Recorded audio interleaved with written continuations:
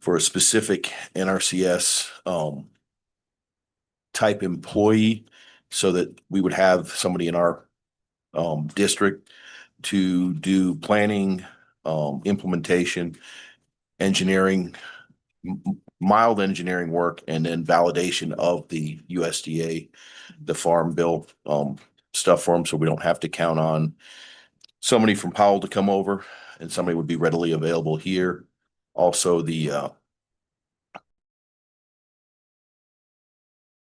not sure how that's all going to work out when USDA starts chopping or continues to chop one of the two. If they do have run into personnel issues in the office, then we would have somebody to serve our portion of the county. Okay. That's a big thing. Do we currently, we don't charge you rent, right? No, That's so you can use that as kind of an offset too. when yeah, necessary. we do. Okay. We use it for the offset for our NACD grant. Okay. Currently. So because the other one is federal, we can't use the same offset on two different grants. Right. Okay. Well, we could, but we'd get in trouble. So Yeah, let's try to stay out of trouble. so yeah, we're aiming for the out of trouble version. So That'd be good. We have enough issues. Okay. Any other questions from commission members? I guess, Madam Chair, just one question is this $5,000 for a surplus vehicle, what kind of vehicle you get for $5,000? well, we have some set aside that we've been working on building up. So we're in the process of we're started the paperwork to get a surplus federal vehicle, which hopefully that quantity expands here in the near future as the government cuts. Okay. And we don't know the cost. We presume it'll be well more than $10,000 for a vehicle in good running order. So, and we don't know where we'll have to go to pick it up. Right. So, but yeah, 5,000 is just a portion of the offset. Okay. Okay. We don't figure we're not going to get that lucky. We're not. Might get you a motorized scooter. So That'd be $5,000, I can get a brand new motorized scooter. So, but no, we're looking for something that's big enough so that when we go to convention or we go places, we don't have to pay employees or supervisors to drive their own vehicles. Just when we do the math, it saved the district money to have a vehicle. Even though it would cost us insurance and it would cost us maintenance, it's still in the end cheaper. being a district, do you qualify under local government liability pool? Yes, Shall we? Okay. yes, we have that. Well, Thought so. Okay. we have to have that to get our state, our $8,000 of state funding. Okay. So, Okay. we'll give you $8,000, but we'll tell you where to spend $4 of it. Yeah. Normal. Any other questions or thoughts? As you know, we're pretty early yet for what we know as far as what our budget's gonna do. We do know that at this point, we'll be down about 2.5 million between the property tax issues, the 25% and the homesteader one comes out to about that. We have no idea whether the federal government is going to continue or change our PILT money, which we never see until the last week in June. So we won't have an idea what that is. So we're kind of at a standstill right now to know what we can or can't do, but we want everybody's input and then we'll have to go from there Yes, as ma'am. we move forward. So, but do you have any other questions for us? Have you reached a decision on the mill levy ballot or mill levy question? I lost you, which. Us putting forth the question. You to want to the do that voters. again? I thought we had done that, 2 years ago? Wasn't it 2 years ago? Yeah, but we Okay. we submitted the the notice. Madam Chair, what I remember is you came in for a request for a special election, and that's what we requested, that you come back if you want to try to come up with the funding to backfill all the costs for that special election. We would consider it, but to my knowledge, we haven't received anything back from you guys. As to paying for If it. you want to wait until the next general election, I think that can easily be discussed and If that's what, I guess that's my. Well, we had asked What are and you asking? we had asked and you guys hadn't given us a decision. And we said we would fund whatever we statutorily could. And I had talked to Hans and he said he was working through that, but would wait on a decision from you all Yeah, I don't as think, to whether we can do it or not. yeah, we haven't worked on that at all. To my knowledge, but I will get with Hans when he gets back. He's out right now and see what he came up with as far as costs. What your portion So- could be and what it would be if the county had to do, pick up anything else, if it's a special election. I think, Madam Clerk, it can be on either primary or general election ballots if they choose to go that way. Yes. Okay. All right, without doing a special election. Okay. Right, but our goal was this Talking about it. special election, so it's by itself. Okay. Because, And wasn't it mail out? Is It that would- what it you- would have been yeah, mail I do out. remember that part. and again, the reason for that is that we don't end up on with three other taxes. And everybody knows in Cody, if you have three taxes on the ballot, nothing's passing. Yeah. Yeah. So, Well, and the mail out should kind of keep some of the expenses down as far as judges and polling places and that kind of thing. So, You know, Madam Chair, if I remember correctly, it was gonna be, you guys were gonna do the hands, figure out the costs. And if you guys were gonna proceed, then it was gonna come back to us is how I Right. recall it. And I Okay. don't know that we've ever came Yeah, back. that's how I was told too. well, that's ringing bells now. yeah, Yep. our stated was we will pay what we can What you can. statutorily pay. Okay. And that was Hans's, him and I had a lengthy discussion on his interpretation of statutes, and then there's some stuff in there that I clearly think we can pay for without issue. So, Okay. Well, Madam Chair, I guess my position is, I think you need to come back with a proposal and let us know what you can do and how you're gonna do it. And then that would be a time we would take action. Yeah, we'll Well- have to get the information from Hans. I was gonna say Yeah. I was under the impression that at our request, the action was requested of the Right. of the commissioners. Right. And then Hans would tell us what we could pay for, and that's what we would pay Okay. for. We will pay for up to the amount that you guys Okay. designate we're gonna pay for. That's, we've been sequestering money for quite a while to pay for it. Okay. So, But if there's anything above and beyond that, it would be up to the county. well, and again, Hans and I were more worried about what statute required you Okay. guys to cover and us to cover. Right. We're prepared to pay for the entire portion if But you can. you guys say, if the Okay. commissioners say that's what you're paying for, we're Okay. prepared to pay for it. If Hans says you can't pay for this portion Mhm. because statute doesn't allow you to, then, again, I want to stay on the other side of the line where you start getting in trouble. Okay. So, Let me check with him. I don't think he's due back till the 27th or something. Right. And let's check with him and we'll get back with you Yeah. as to where we're. Madam Chair, I'm gonna apologize for myself. I thought Yeah, we were waiting on you. okay. My no, we were bad. waiting on a I think decision. all of our bad, but I mean, Yeah. yeah, I think we can definitely discuss it further. I just, Yeah. I guess. Okay. I thought we were waiting Yeah, on. because once we put in the request, it's you guys' decision, and we were just waiting on what What is- Hans told us it was gonna cost. That's all we Right. were waiting on. But the estimated cost he has, we can cover all of that. So, Okay. and that So- was, I thought I made that clear when we requested it, that we can Okay. cover the cost. We're just waiting on statutorily what we're allowed to pay. Okay.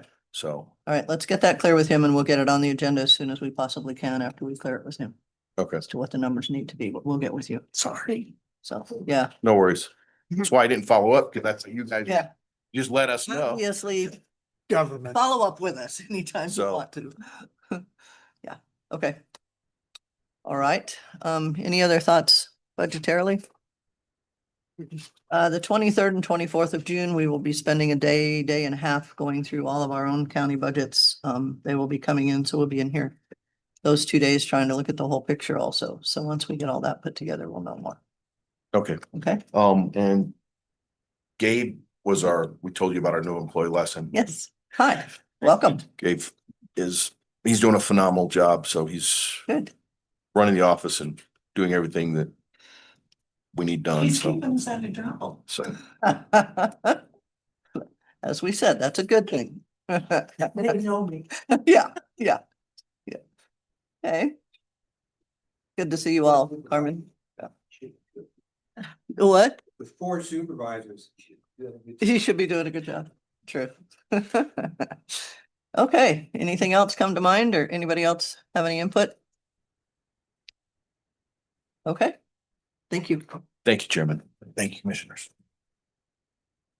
We will get an answer to you. ASAP.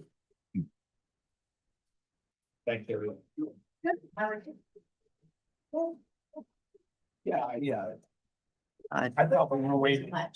Huh? I didn't have a note to do anything with it, so that would be my assumption too, but Oh, Mexico was a lot of fun. And good. And he food. might have got back with hams and Virginia. and Hans didn't update me yet. Yeah, that's true. Good morning, Mary Louise. Okay, the next thing on our agenda, Mary Louise Wood, University of Wyoming Extension Office, special funding request. So this is for Park County 4-H. Okay. And so I don't know what you guys wanted to know. So I just brought, because it was kind of fun for me to find out because I'm old to Park County, but I'm new to Park County 4-H. So I ran some enrollment numbers. Cool. Thank you. You? You've been busy. Yeah, that's an understatement. The numbers are sort of easy. And then there's the highlights of. Thank you. There's that. Uh-huh. So I thought the enrollment numbers were kind of interesting because I was pretty proud of our enrollment numbers last year, 516 members. Third in the state, and I don't think that I can break through to 2 and 1 because that's Natrona County and Campbell County. And they have way more people than we do have. So Is it in all areas or are there specifics that kids are picking up now? So our big projects in Park County are market swine and shooting sports. Shooting sports, okay. But statewide, Mhm. that is also common. Market swine, I think, because it is a short-term project, Mhm. and plus Mhm.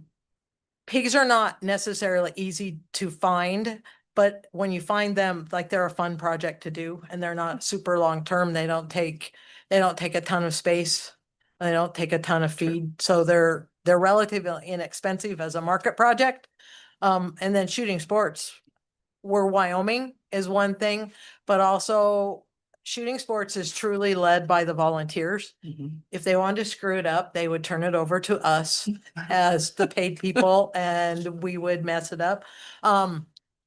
We do things different. All of our volunteers are trained, as you know, Dossie, but we don't follow the training that National 4-H does. They're more competition driven and we're life skill driven. And so it's a life skill in Wyoming, like firearm safety, Mhm. hunting, but a component of it is the competition. Mhm.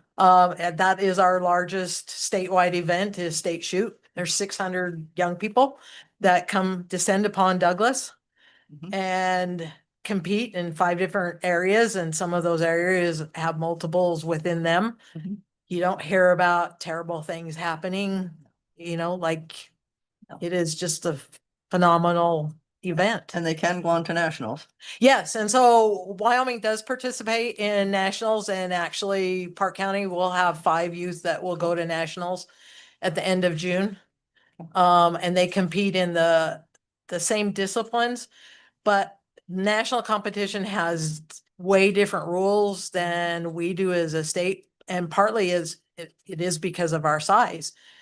From what people that have went to nationals have told me, Texas shows up with a semi-trailer that has a gunsmith, and like those kids, because Texas is Texas and they have way more people than we have in a state, those kids, like when they're 11 or 12, they focus on shotgun or they focus on 22, and that's their sport. Whereas our kids, like some of the kids that are going this year, they went last year in a different discipline.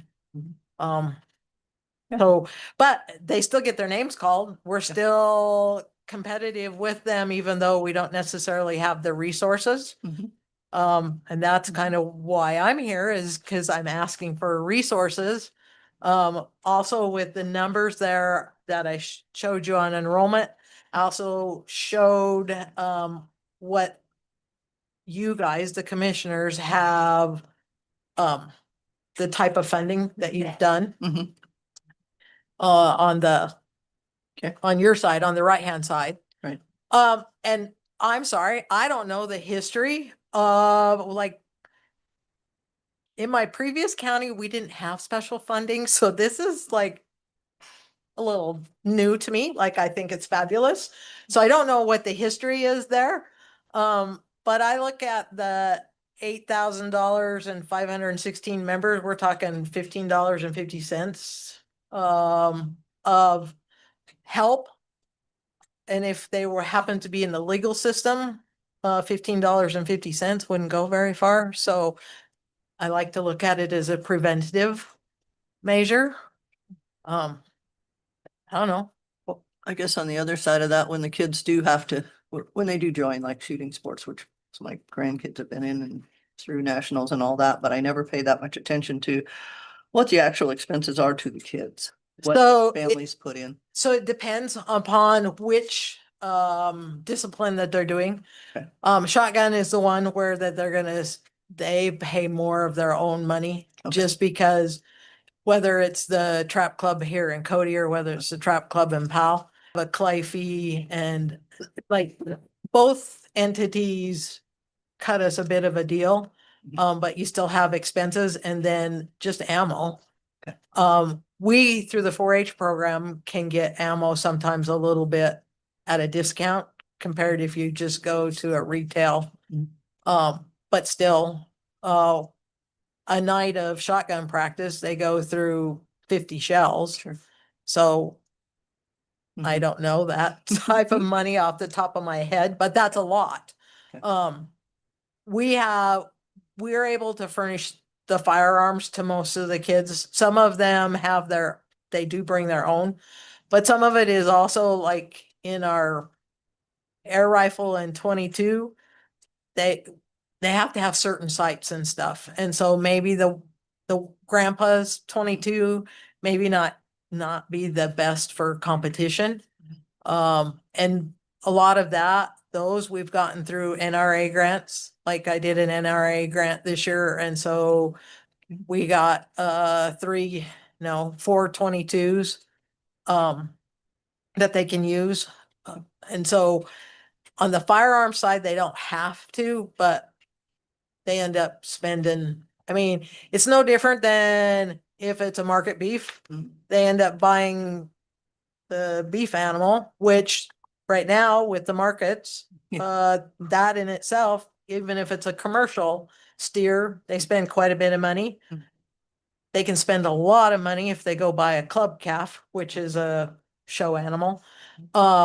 And then feed right now is astronomical. So it looks really like the junior livestock sale is extremely, we're a blessed county. Mhm. Are mostly some of our commercial businesses come and purchase, and they do a fabulous job.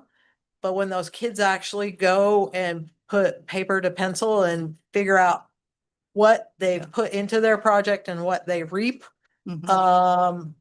it sounds great, but they're not necessarily making a ton. That's another reason why market hogs are popular, is because your profit margin is bigger in market swine than it is in market beef. But that's the whole idea, is to teach the kids where those things. It, come from. yeah, we're hoping that that's the life skill. Yep. Not only are they learning responsibility and some animal husbandry, but they're maybe learning a little bit about a budget. Marketing, yeah. And actually, going and talking to business people and stuff. Yeah. So, Cool. Yeah. So you are requesting 8 this year, that's what I see. that is, Okay. yep. And then, I do have the council, but, I do have the council budget too. That was included Oh. in stuff that we turned in. Okay. If that helps, because, like this isn't all, I Right. mean, they're expected to fundraise. Right. And there is an enrollment fee, which is different. I'm not used to the enrollment fee, but costs $15 to belong to 4-H here. That helps. Mhm. Whereas they probably don't have to do a fundraiser. And then for those that can't afford, we have other sources that we, Can pay that. Okay. and I Okay. don't know. Any What kind other? of questions do you have? Cause this is, new. I don't have a lot because my kids did 4-H. Oh, okay. So I'm pretty familiar with a lot of what you're talking about. Okay. I know mine did rabbits. That's got a good profit margin. Yes, it does. So, but we have changed the Market Rabbit project a little bit. Because before, they could just go purchase a rabbit like the 1st of June and then turn around at the end of July and sell that. And, that was getting to be 30 some rabbits, and that's a lot compared to all the other lots. And so now, they sell meat pens, so it's 3. And this year, the goal was for them to actually have raised those. So they purchased a doe before April 15th and they've bred them, and Oh, yeah. so that they have a little more invested Mhm. in the whole project. And we realized that, everybody thinks rabbits breed phenomenally, but it's not necessarily the easiest project. So like if they don't necessarily have a meat pen, there is an option to where they could go purchase that 3rd rabbit from another 4-H or FFA member. So Yeah. we've changed it up a little bit, Hmm. hoping to make the learning process broader Mhm. than just the money-making process. Right. Mine I've- always I've got gotten their, some- mine always got their rabbits early in the spring. Like Yeah, they're but- February, March. Which is fabulous, but there were some that weren't. And so there was a bit of pushback. And so rather than them not have the opportunity, I was like, well, what if we did this? And then I got a lot of pushback. But Yes, you did. I was glad to see you're still doing clover buds. yeah, That's clover good. buds Good are, introduction. and they're also a lot of fun. Yeah. They're a battery recharger, Yeah. not the day of, but I'll tell you, the only one that doesn't make any money is horses. But anyway, if you keep them. Anything else come up? Just real. Yeah. Manager, real quick. Mary Louise, on the enrollment fee that you gave it, the dollar amounts that you're listing for, Uh-huh. her, what is that? Is that? so that's what History. you guys have That's what we've. pitched in. It's incorrect. Oh, okay. Right. No, so. How I went so? back as far as 2018 and we've never given over 10. Okay, so And, the back council in records 20 are, 2021 and 20, you listed 10 and it was actually only 6. okay, so tell me, where'd you find that, Lloyd? What's that? Where'd you find that? In our budget In book. my budget, it gives back. It So in goes your back budget 5 book? years and then I pulled back like 2018 and it goes back another 5 years. What Okay. was last year? I'll have a budget book. Okay, Last year? Last year. Okay. was- okay, They requested 8, we gave 7. Okay, so last year. Last year's is correct. Okay. okay, Year before that, actually, you're low. We give, you requested 7, we gave 7.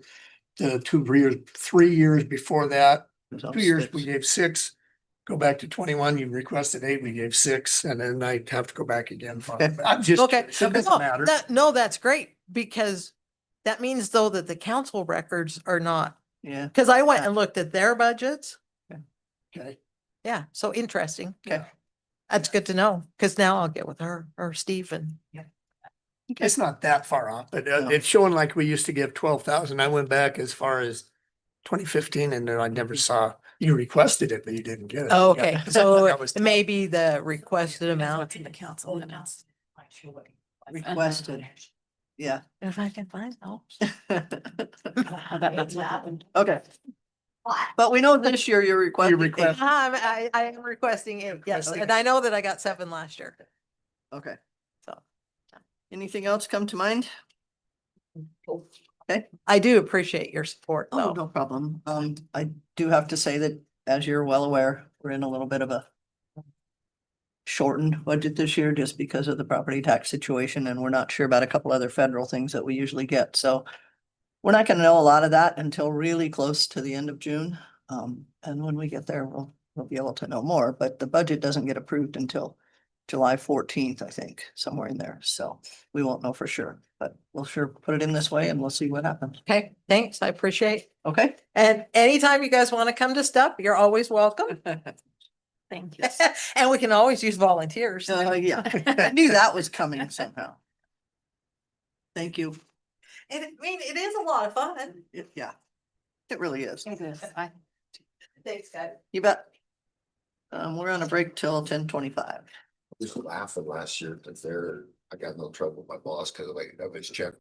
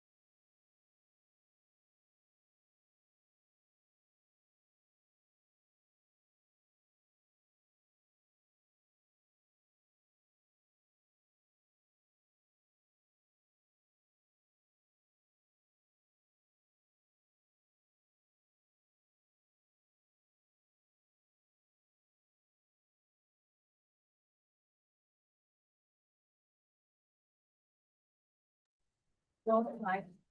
We are live.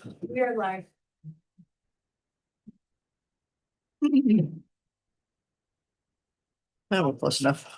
Okay, the next thing on our agenda, Rebecca Burns, Powell Economic Partnership with a special funding request. Yes, good morning, Good morning. commissioners. And Madam Chair, always good to see you. Yeah, so what I'd like to do is just kind of go over the work that we have done in 2024 and highlight how we're moving the work forward in 2025. In your packet, you have a lot of this laid out specifically about, what an economic development organization is, agriculture, what we're doing for that, what we're doing for the outdoor rec industry, business expansion, and aerospace. And I'll just draw all that back to the county. But before I start, I'll just want to introduce some of the board members in the room. Rachel, do you want to go ahead and introduce yourself? Sure. My name is Rachel Vardaman. I'm the current president of PEP. We have Bruce Morris, who is our treasurer, and then also Molly Lynn, who is also a long-term board member. So we like to stack the board with people who have different expertise. That's really important for an economic development board. And we're also very happy to have Madam Chair on our board as the county voting representative. So the way that we approach growth and economic development projects as a whole is, especially in a state, in an area like ours, is we first ask the community what it is they would like to see. So we represent the business community, of course, and we first ask, businesses what their needs and hurdles are. We research the solution. We spent actually quite a lot of time researching different solutions. We've utilized the AmeriCorps Vista program, and they have a three-prong approach. First year is research, second year is implementation, third year is evaluation. So we spend a lot of time on research, not only with the Vista program, but with all of our staff members. We decide on approach, and of course, the board is involved in the decision of what that approach would be. We implement the program or project, and then we analyze. Did it go well? Have we done it right? What do we need to improve? We adjust and then we move on. Essentially, that is the evidence-based approach. So let's go ahead and talk about our business retention and expansion survey. This was a survey that we were doing for a number of years, and we collected 150, mostly in-person, one-on-one conversation surveys. So we really were able to get in depth with the business community and see what they needed. They essentially told us they need more space. So they're looking for space with utilities attached. 47% of the people who responded said that they would like to expand or renovate their space. So what we looked at is, of course, what the city of Powell allows and then what the county allows. We're obviously involved in the land use planning and the regulation process. But again, it's just there to be a voice for the business community because we know what they're looking for. So what we heard is we need 5,000 square foot, 10,000 square foot, 25,000 plus square foot space for people to move into, and then also to help recruit additional businesses. So that was talked about quite widely. Also, transportation was an area that businesses would like to see increased. If you're making goods, you need those, you need some raw materials shipped in, and you need to be able to transport those finished products out. And that is generally done with rail, trucking, and some potential for growth is cargo, and as far as aerospace goes. Additional areas for transportation are, of course, alternative transportation, moving people in and out with the business community. The next person you'll see or hear from is Aaron Buck for the CY Air, when I also sit on that board. So moving, having the flow of people move in and out with the commercial air is also really important. So basically all levels of transportation: commercial, general aviation, rail, alternative transportation, and then highways, making those things more robust. And so, of course, we wrote a county transportation plan last year to help address some of those issues, but it all originally came from the business community and their desire to grow. So we'll touch on a little bit of outdoor rec stuff. You just heard me was last week, the week before, I can't remember. Talking about the rail with trail, you have asked for a deliverable. We're working on those deliverables. So of course, that is a project. One that you might not be aware of is that we wrote a county grant, a county-wide grant, not for the county, but a county-wide grant through the EPA. So it's a federal grant. It's a technical assistance grant, which essentially comes into communities like ours with a large outdoor recreation asset. And of course, we have 80% of our lands are federally managed, only 17% are privately owned. So we have this huge asset. And we feel at PEP that we're underutilizing that with the outdoor rec industry. So this technical assistance grant actually helps with that. So we wrote it for the whole county, city of Meeteetse, city of Cody, city of Powell, and then the county as a whole all has representation on our steering committee. Later this week, in 2 days, we go for the final interview. Fingers crossed we get it. And then that would really help realize some economic growth using our large asset of outdoor recreation. We also work a lot with agribusiness, of course. For context, not last year, but the December of 2023, we were working closely with the university to get a study published. Data is really important, so we know where there are opportunities of growth, where we're excelling, so on and so forth. So that University of Wyoming published the Wyoming contributions from agriculture in 2023 in December. So immediately the first quarter of 2024, we hosted Agri Insights. That was, we invited people from all over the state to come and talk about areas that we feel would match our Park County. That included financing opportunities. A lot of traditional, bank lenders understand traditional ag loans, but the vast majority, there comes a gray area when you're talking about agribusinesses. So additional businesses on farm. That goes back to your regulations process. Currently, a lot of the regulations do not list as many agribusinesses as would be easily started. So we're trying to write all those definitions in, everything from agrivoltaics to, agritainment, and a lot of other different types of definitions need to be written into the regulations. And so that was a great kickoff kind of to our implementation efforts. We are again utilizing the America Vista program. We had our first local farm foods Vista start in June. She finishes in a couple weeks, and she really focused on 3 areas: bringing more farm to school programs, having that middleman, that co-op food hub, and then also direct to consumer. We know that you have to fill out that food pipeline to be able to transfer it to the hotel restaurant industry. So basically getting more agricultural products into the schools helps us figure out what that pipeline would be. And then it's easily transferable to the hotel restaurant industry market, which of course we have a plethora of in Park County. The end goal would be that our local products are being served in Yellowstone National Park. So, but to start that food pipeline is really huge. And we've gone quite a long way as far as that goes. We have our second Agriculture Vista starting June 2nd. So just a couple weeks from now, they'll be looking at certain grants and so on and so forth to kind of flesh out that co-op food hub model that the first Vista recommended and has presented to the board and kind of moved down the implementation process. We've already started in recruitment for agriculture because this has obviously been such a huge part of our economic driver for the state since the inception of the state, right? So we have a white paper out there to start recruiting agribusinesses, and then also a plan moving forward for a more robust agribusiness recruitment plan.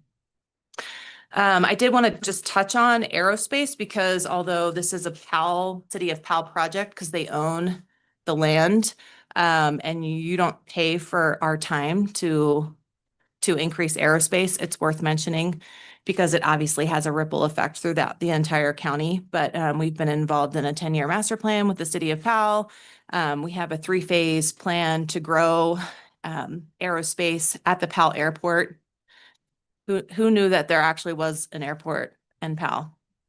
Okay, so the Cody Airport, which is owned by the City of Cody, is a commercial airport, right? They have scheduled service, which means they have passengers coming in and out. There is a general aviation component, but they're really focused on the commercial air side of things.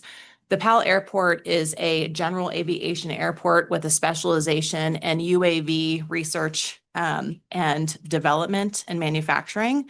There are special FAA certificates that the Powell Airport has because of the businesses that already are there for this research and development. It's one of a kind in the nation. There's only a couple that are even doing this across the country. So it's a very unique, very good asset for the Powell Airport.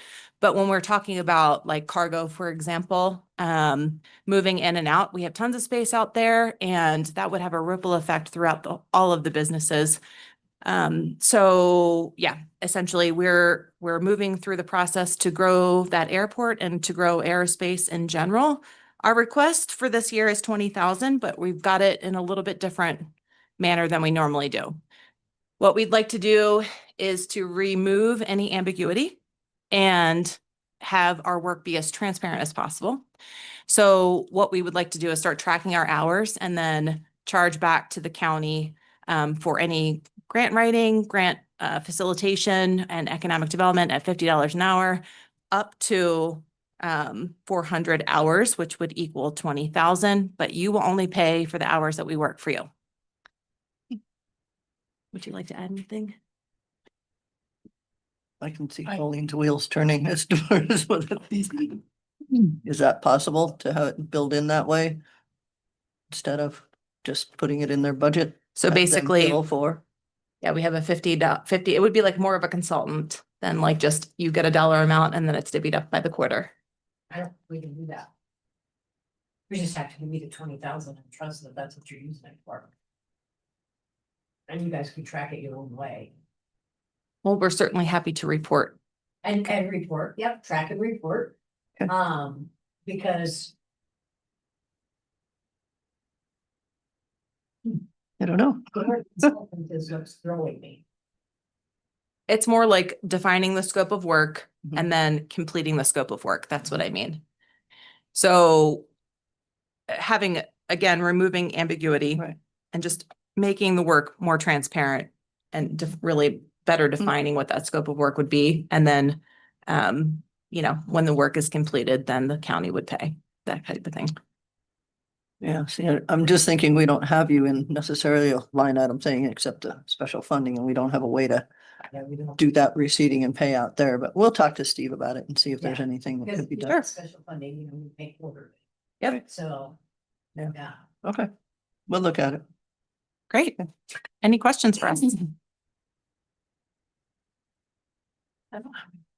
Nope. Rachel, did you have anything you wanted to add? No, just I appreciate the support of everybody, and it's been really interesting diving into all of this to think about economic development at a much greater level than just how are we supporting our businesses, but beyond that to how are we going to make sure kids want to have a place to live in 40 years if they want to be here. And so it's been a lot of fun to be a part of that work, but thank you for your support in that. Well, we're in a position where, as you all well know, we're gonna be down a little bit. Right now, the projections are about 2.5 million. We don't know what's gonna happen with PILT. We never know that till the end of June, and with what's going on in the federal government, all bets are off as to how that's gonna work. But we really won't know much until the end of June. We don't have our budget hearing until I think it's like July 14th when we'll make everything official, but we will put all this together and then see where we're at. Great. So, okay. Appreciate it. Thank for the update. Thanks for your continued support. You Thank bet. you. Thanks. This guy. Where's this? And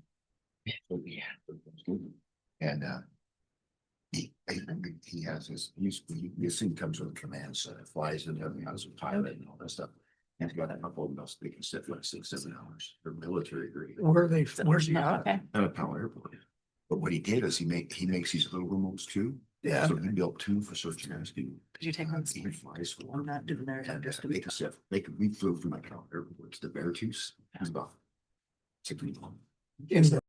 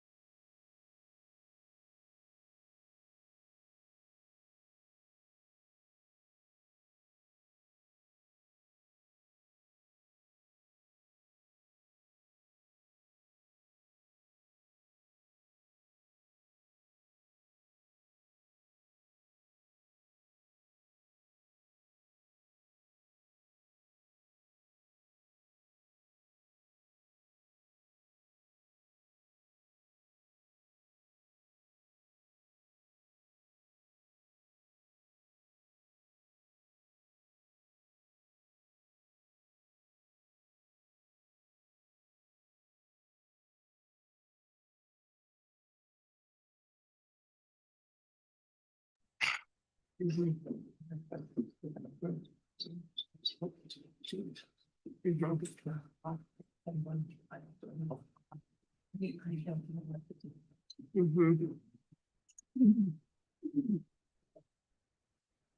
on? Okay. Next thing on our agenda, Aaron Buck, Yellowstone Regional Airport Director with a funding request. Thank you. How are you? Good. How are you? Good, good. So tell us what we're doing here. Well, we submitted a funding request for the fiscal year for 2026, 25, 26. Just historically in the past, the city did 60% of any operating deficit, and the Park County did 40%. Just a little background. However, due to supplemental federal funding that the YRA received for COVID-19, we haven't requested any or received any assistance since 2019. Prior to that, we would request, the YRA would request between 150 to sometimes upwards of $200,000 a year for the operating costs. So I guess this was just a request coming back to that. We haven't received anything.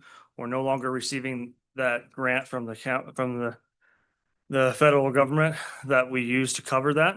And some things that have changed over the past while. We kind of talked about this a little bit last year when I did a request for the LEOs. Again, we also lost a grant for $35,000 a year to cover the LEO costs. And so this ask was for, I've asked the city for this corresponding thing. So I asked the city for 50,000 towards operational budget and 25,000 towards a special project or approach and departure study. My request to Park County is, again, that split would be 33,000 towards the operational budget and 15,000 towards the special projects. Two separate asks, I guess, right? So that's the first summary. I'm gonna stop there for questions or.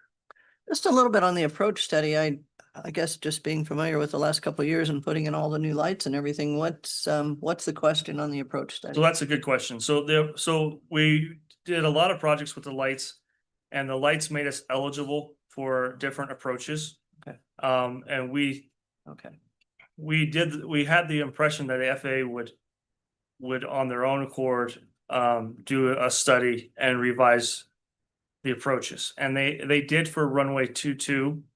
They did they used the lights that were in and revised them. We got a half-mile credit. We didn't get any vertical distance credit like we thought we would, but we did get a half-mile credit as far as inbound distance, which was good.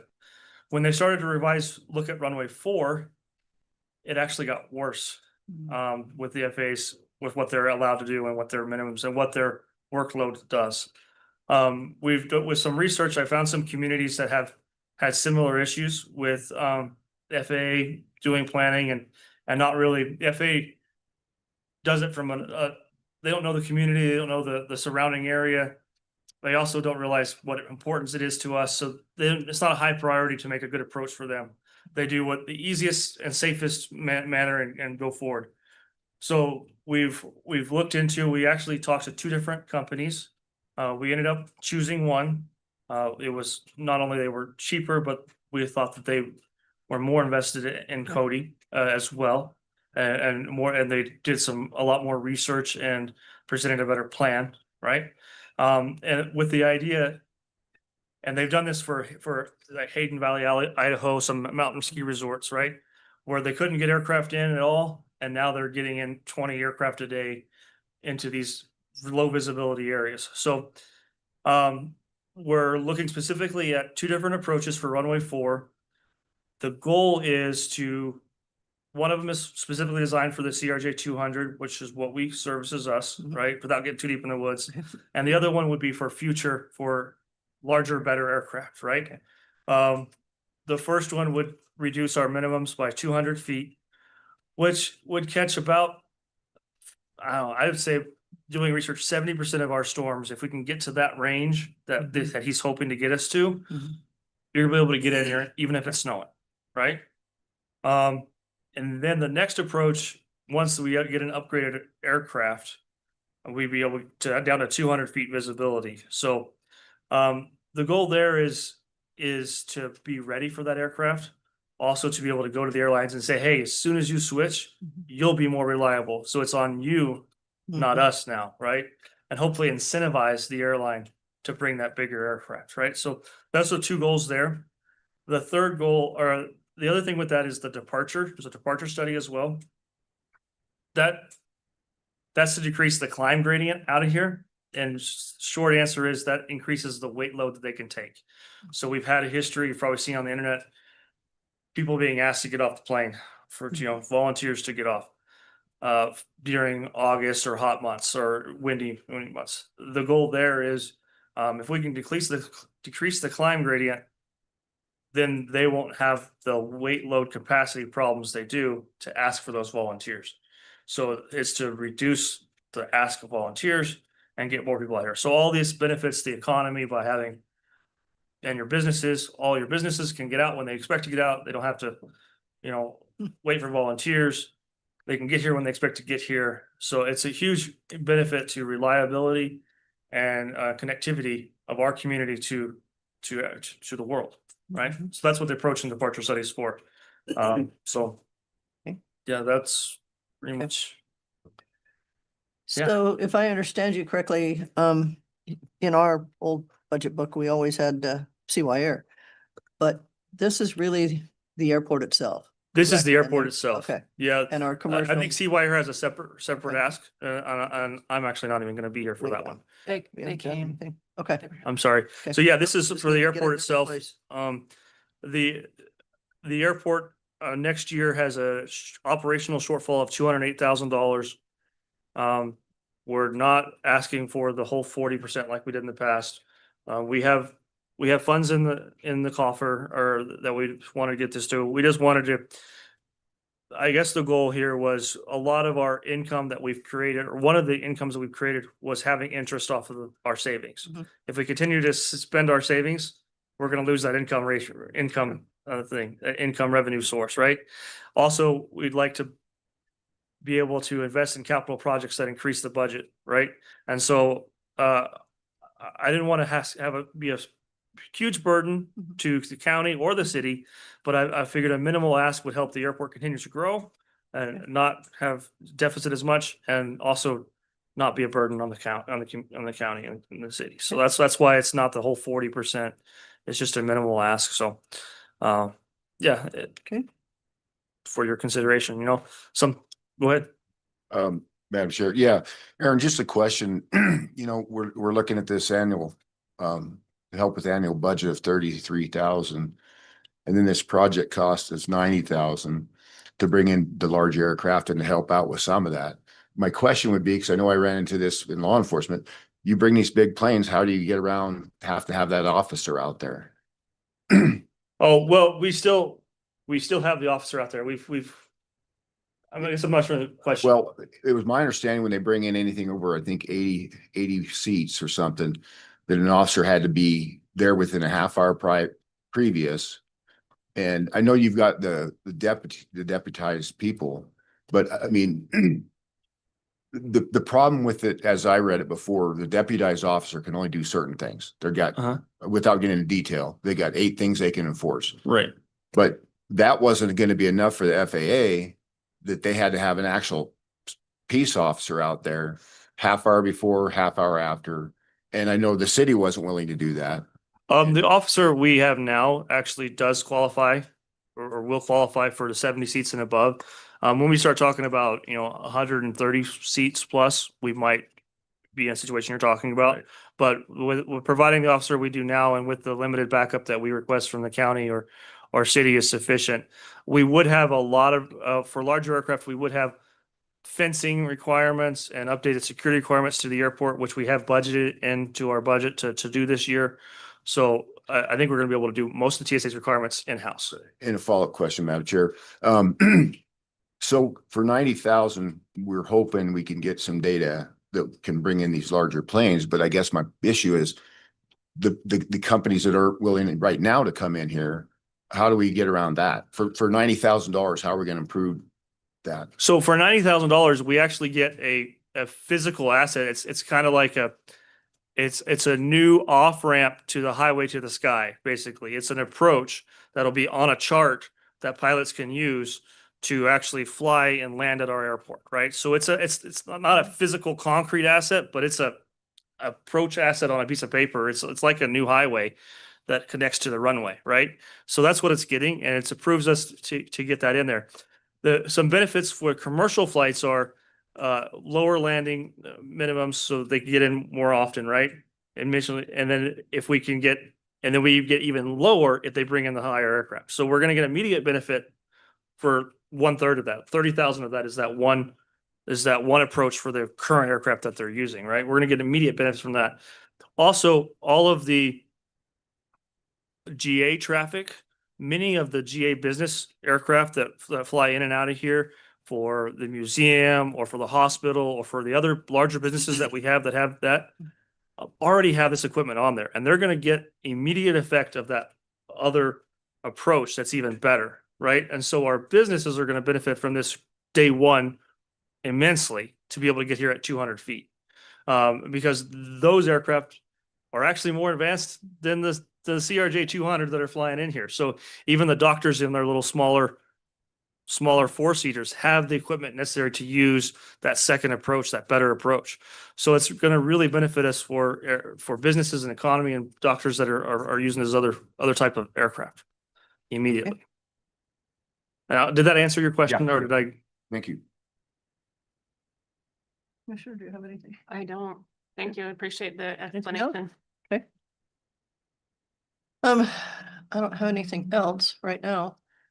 We're pretty much, as you're aware, taking these under advisement till we get everything put together. County's gonna be short just because of the whole property tax thing. Right. Down about 2.5 that we know of. Don't know what the federal dollars are gonna come in at, but we never know that till the end of June, whether they've got Right. that or whether it'll be fine. So we won't know much until June 23, 24. We'll put our department budgets together and stuff and see where we're at. Okay. Our hearing is not until July, I think it's the 14th. Okay. So that's when we'll know the final. Of what Perfect. we're able to do.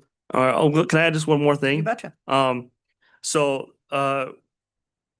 running a commercial airport gives us some benefits, and it has some negatives as well. One of the negatives is the operation is more expensive, but one benefit that I think we should highlight is that because it's commercial, we receive $1.3 million in entitlement for capital investment every year. So that's 1.3 million towards runways, taxiways, the infrastructure out there. If we were just a normal airport, like the basin has, right, you'd only receive 250,000 a year. So being a commercial airport, we get a larger benefit, right, with the larger costs. So one thing to consider, I think, that I consider when that $33,000 investment that we're asking for, the return is 1.5 million in capital improvements out there, keeping the runway going, keeping all that infrastructure out there. So that's one thing to consider when you're thinking about it. And then the other thing is that the 2020 economic study that the state did, I've said this millions of times, you've probably heard it, but the airport has a $65 million economic benefit towards this community, right? So when you start, 33,000 is really small for the benefit that we bring in. So that's the last little thing I have there. So thank you for your time and consideration, and Thank you. available for any questions whenever. Okay, Thank you. all right. Thank you.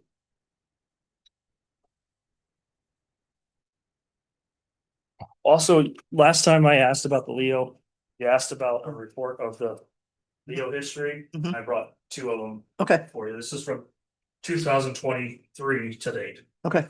Thank you. We'll look through it. Thank you. Thank you.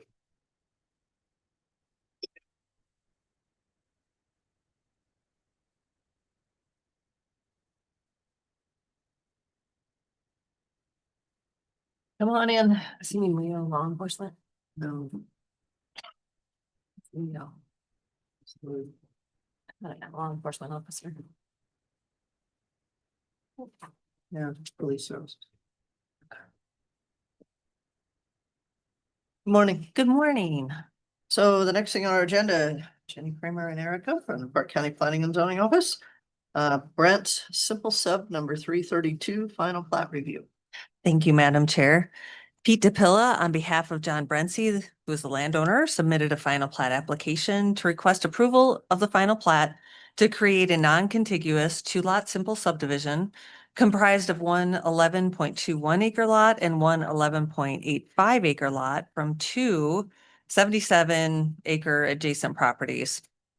The subdivision will result in the merger of the two parent parcels and a subsequent 132.21 acre remainder parcel. The proposed subdivision is classified as a simple subdivision. It is located approximately 3 miles north of Powell on the north side of County Lane 5 and the east side of County Road 10. The parcels are unaddressed. Neighboring land uses are primarily ag and residential. The property is irrigated, productive cropland, and the topography is relatively flat. The proposed subdivision is in a GRP zoning district, and the lot sizes as proposed are consistent with that zoning district. A notice of intent to subdivide was published as required. Relevant agencies were notified as required and responded as follows. The Powell-Clarksburg Conservation District identified 2 soil types on the property.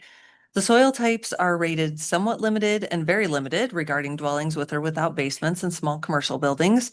Those limitations are due to shrink swell, flooding, and depth to saturated zone. Regarding septic tank absorption fields, the soil types are rated very limited due to flooding, depth to saturated zone, and slow water movement. The soil types are considered prime farmland if irrigated, and the other type is not considered prime farmland. Park County Fire District 1 can provide fire suppression to the property. They request all access points be constructed to accommodate their equipment. NRWD can supply service to the proposed lots by an existing adjacent water main. However, the only way to obligate service to the subdivision lots is by securing an agreement for the service with NRWD. The school district confirmed bus service is available at all exit points along Lane 5 and Road 10. Shoshone Irrigation District has reviewed and approved the water distribution plan.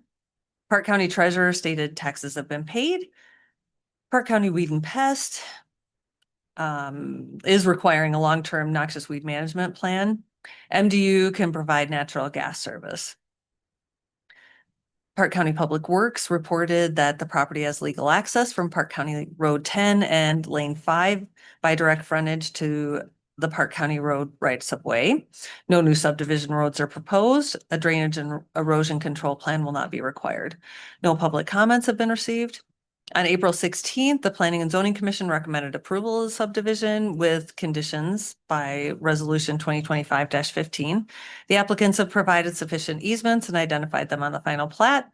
An updated title report has been provided as requested.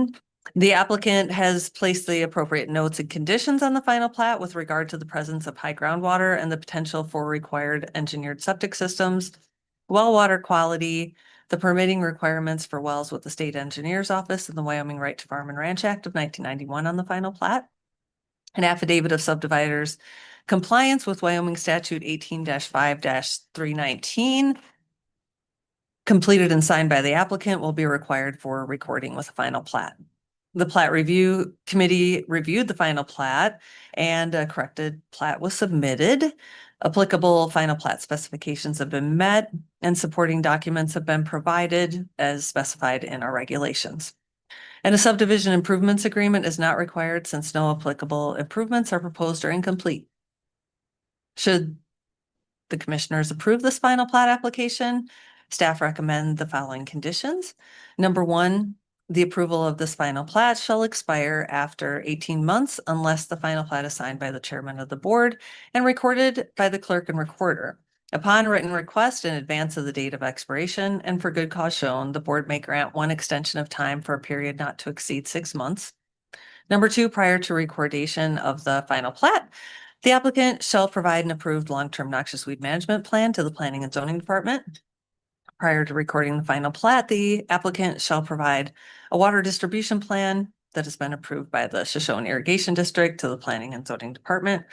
The applicant shall submit a completed affidavit of subdividers compliance with Wyoming statute 18-5-319 to the Planning and Zoning Department for recording with the final plat. Number 5, the applicant in the presence of a member of the planning and zoning department staff shall record the final plat and all required final plat submissions in the office of the county clerk and recorder. And number 6, the applicant shall otherwise comply with standards in the Park County Development Regulations and the minimum subdivision requirements as set forth in Wyoming Statute 18-5-306. Thank you. Thank I you. do have one question. Okay. You mentioned the potable water, which they said NRWD was available to serve, but only guaranteed if they did the 2 agreements. Yes, so they ended up in that we kind of missed a step, I feel like, in this, in our findings here. But during the sketch plan review, we stated that unless if they would either need to secure water taps to serve or propose wells and give us a water quality We don't sample. have that under the conditions for recording this final plat. So they did propose water wells and provided us or is there a note on the final? There's a plat? note, there's a note. Okay, so they have put a note on the final plat that states cisterns may be required, that no water analysis was available. Okay. Any other questions? This is not a public hearing, so. Not really. Some of your conditions have already been met, correct? Even the staff conditions? The water distribution plan has been met by, It's been approved, but we don't have the actual water distribution plan in hand yet. oh, okay. Irrigation So, district approved it. but we Yes, haven't- they told us they approved it, but we and don't I think actually it's have it. not. Yeah, the copy or the original for recording. There we go. So, Madam Chair, one other thing. In reference to. Gotta find it again, sorry. It references, applicants shall submit a completed affidavit of subdividers compliance with Wyoming statute 18-5 what is that? That is the form that will get recorded and they're going to state that they have a perimeter fence that is Oh. already installed or Okay. that, yeah. Okay, gotcha. Thank you. I know there are so many Well, forms. we used to actually add- reference the fence and it was. Yes, Okay. yes. Any other thoughts? Madam Chair, just going back to your question, and so my question's probably a dumb question, but I'm still trying to learn. So if, let's say they were gonna sell these 2 lots, right? And so the buyer would have to know to come to this final plat to see about the water issue. Is that correct? Right? So going Yeah. to your question, if they had secured taps, so potentially the issue is how the buyer is going to be informed, and the only way is through the plat to know that there's no water, no proposed central water supply system. No water analysis was conducted and the availability and quality of potable water is unknown. Cisterns may be required. Correct. Yes, yes. Yeah, so in our regulations, they have to state what they're proposing. And so in this case, they said, oh, we have at our WD is available. And we said, well, if that is your proposed water source, you are going to have to secure taps because in 3 months from now, it may not be Right. available. So we can't be stating that on the final plat. Right. So they chose to go the well water. So Yeah. that's what they're proposing. So I mean, that is one way that a potential buyer could go about it is by looking at the plat. I thought the regulation, maybe it's changed from when I read it quite often, was that if NRWD was within 400 feet, they were required to hook on if NRWD had capacity. I believe that's just for a major. Okay. Yeah. Okay. Yeah. I'm sure that's what I was, Okay. a simple subdivision, you Doesn't can have just to. state that Okay. you know, a cistern may be required. And it Okay. doesn't say that the buyer couldn't pursue a tap. Right. Right. So, I'm just wondering if it gets Mhm. disclosed right. to Yeah. the buyer at the time of the sale is Well, what, you that's hope my they- hope only. They do their Yeah. homework. Yeah, I would imagine that that would all be disclosed. So I guess our due diligence piece is by putting a note on the On the plat that plat. either NRWD is serving it or that Cisterns or ponds. cisterns may be required. Okay. Okay. Any other questions? It's a pleasure of the board. Madam Chair, I move to approve the final plat for simple subdivision 332 as presented with staff recommended conditions. Second. A motion and a second to approve the final plat for Brent Simple Subdivision number 332 with conditions. Any further discussion on the motion? Hearing none, all those in favor? Aye. Anyone opposed? Motion passes. Thank you. Okay. Madam Chair, resolution 530. Thank you. Thank you. We'll see you again in a We'll little be while. I'm sure you will be. Oh. Okay, we're gonna have to try to stay on time in these next two because we have a public hearing at 11:40. Okay, Powell Animal Shelter. They, You coming? yep. Good morning, ladies. Hi, come on in.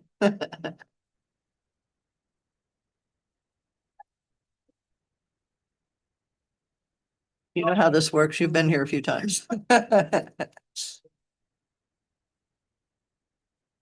Next, we got our agenda. You have one Powell for Animal everybody? Shelter with a special. You have one for everybody. I can just pass them down if you like. Thank you.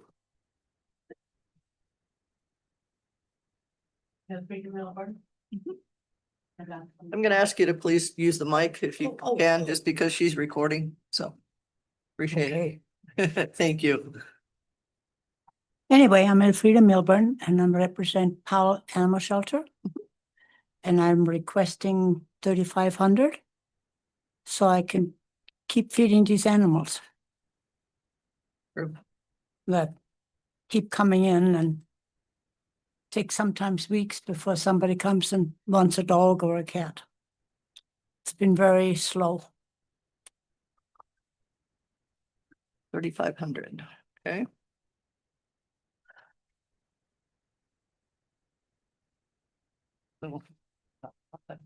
Where do you, if I don't remember specifically, where do you house these animals? Where? Yeah. There's an animal shelter Okay. behind Doc Bischoff. Oh, okay, I added on since the 27 years I've been doing this, I've been adding on twice. okay. It's a big place now.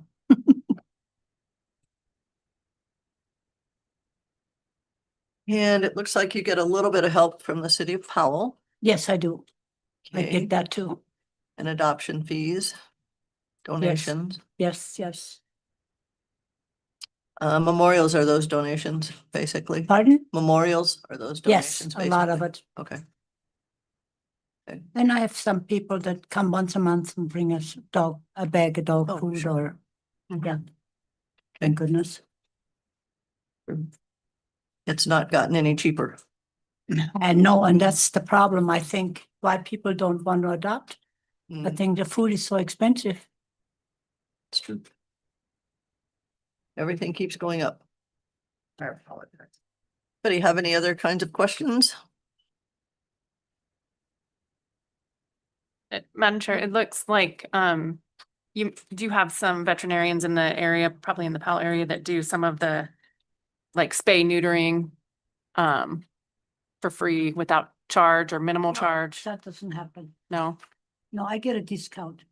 Okay, so you're But having to it's- pay something for It's those. never free. Okay. Yeah, no. Okay. So. You pay for all that and you pay for whatever happens to the animals, if anything else happens. And all the vaccinations, same thing? And all the vaccinations, we vaccinate all animals, get them spayed or neutered before we ever let them out. Hmm, Because if I don't, 10 of them come back. true. Yeah. Believe you. Okay, well, you've been through this a few times before. So you know that we have some budget review over the next month or so. Yes. We are gonna be short on budget a little bit, like 2.5 million. Property tax and. Just a little bit? Okay. And that's, both the 25% and the homesteaders is kind of where that number's coming in. And then, we have a federal grant that well, it's not a grant, federal monies that comes in, as they call it, payment in lieu of taxes from the federal government, and we never see that check till the last week in June. We don't know whether it's coming or not this year with everything happening on the East Coast. So we're gonna have to kind of wait a little bit and see where we're at budget wise, before we can let anybody know anything. Our final budget hearing is July 14th, when we'll finalize everything. Okay. Okay? All right. Thank you for coming. Thank by. you very much. Mhm. That was painless. Good. Just spreading this out. I'm not ready. I know they're harmless. Thank you. Thank you. Thank you. Have a great day. You too. TT Visitor Center.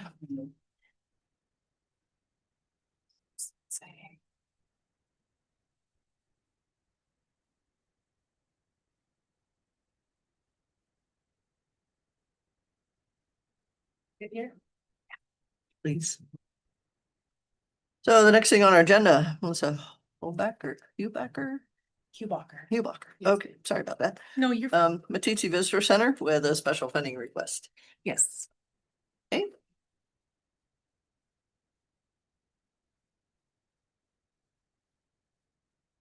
First off, I'm not a very good public speaker. That's okay. And I I'm know just that gonna it's ask you not- to use the mic, please, because she Okay. does record these meetings for Okay, minutes. okay. So, thank you. Hello, everyone. My name is Melissa Len Hubacher. I am the residing director of Discover Matitsi. I would like to start off by thanking Park County Commissioners for funding the Visitor Center. Without you, there would be no Visitor Center. I have had the opportunity to work with Discover Matitsi for 9 months. It has been an honor to say the least, also a lot of fun. There is a ton of work behind the scenes that goes on being the director at the Visitor Center. I have learned so many new skills and work with an amazing team consisting of the board members, our members, and last but not least, the town locals. The Visitor Center to Matitsi are each, the visitors to Matitsi are each an adventure in themselves. So many stories that have accumulated by visiting our historic small town. The Matitsi Inn and the Oasis Motel and the RV park stay extremely busy with all of what Matitsi has to offer. The Matitsi Museum, the Elkhorn, the opening of the Cowboy, Vic Payne's Art Studio, Latigo and Lace, fishing, hiking, off-roading, upper and lower Sunshine Reservoirs, rodeos, ropings, ranch rodeos, shooting range, the Mercantile and vendors, Labor Day weekend, National Day of the American Cowboy, Christmas in Matitsi, and our fishing derby. We provide the Matitsi town paper, and it's called The Messenger. The town's folks absolutely love it. We send it out to over 600 emails. We also post it on our website, Facebook, and Instagram. We reach out to many visitors and locals with the Messenger. The Messenger makes Discover Matitsi a very unique unique visitor center, in my opinion. We have a full board, which has not happened in a long time. We have a president, vice president, treasurer, secretary, and a floating member. We are also immensely proud of all of our members. There's 44 in total, record high. Very impressive considering our little town is only 309 people. Small town Matitsi has stepped up and is making Discover Matitsi a great stopping point for our visitors. Visitors come from all over the world and enjoy our quaint Western Wyoming town. My job isn't to sell you on how wonderful our town is, but to explain to you why to continue to give Discover Matitsi the grant. We need it for the lease, the office equipment, advertising, and digital maintenance. Also, we intend to use the money to promote Discover Matitsi. I can tell you straight out that our events that we put on every year are what attracts outside and local businesses to Matitsi. Our plan is to use the grant to the fullest to make Discover Matitsi even more spectacular. We are hoping to reach out to even further than Wyoming. I'd like to focus on Montana and Idaho to bring in more visitors. Obviously, I'm not a great public speaker and really dislike doing it, but I am here because I genuinely believe in Discover Matitsi and all it does for the community and the visitors. I hope you understand how important the Visitor Center is to Matitsi. If I can answer any of your questions, I will do my best to do that. Thank you for, oh gosh, Good. granting money to Discover Matisse, and I look forward to many more years. Okay, How long have you been there? 9 months. 9 months? Yes. I knew it wasn't too long, but. yeah. Thanks, oh No, gosh. You're good. You're good. It's always good. to We're come not that prepared. scary. I can tell that now that I'm done with my speech and can look at you all. Didn't have a mindset different. Any questions from the commissioners? Just a comment. I appreciate your spreadsheet here with all your Mhm. earning income and expenses. Yeah. Very well put together. Thank you. It was not easy. Sure. You haven't been through this before, but, our process is to bring in these funding requests and find out what everybody needs, Okay. wants. Then we will put things together with our own departments. We meet with our departments on June 23 and 24. Okay. We'll finalize a budget shortly after that. Our budget hearing will be July 14th. Oh, okay. And we won't know for sure of anything before then, and we'll do final approval that next day. But we really don't know. We have a few things about 2.5 million short on property tax stuff this year. Oh, geez. It is what it is. We'll get through it. But the other thing we don't know is our federal partners usually provide us with payment in lieu of taxes, and we have no idea if that's coming or not. They've already shorted us $500,000 on last year's Forest Service money, so we don't know. So we're kind of at a crossroads here too to figure Sure. out what we're going to be able to do. Sure. But as soon as we know anything, we'll let you know. Okay. So Okay. appreciate it. Fabulous. Thank you. Thank you. That was better than what I thought. It always is. It's funny being in a new career job and then, like, I've done hair for 37 years. Oh. And to get up to teach, do how haircut or color. No biggie.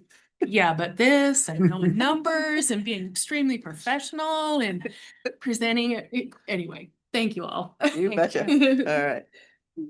You guys have a blessed day. Thank You you. too. Take care. I guess you can grab some coffee. Our next thing is a public hearing, so we can't start it any earlier. Oh, not till 11. Right. Where's our contribution? Like my mom was reading. Is that PCC grant?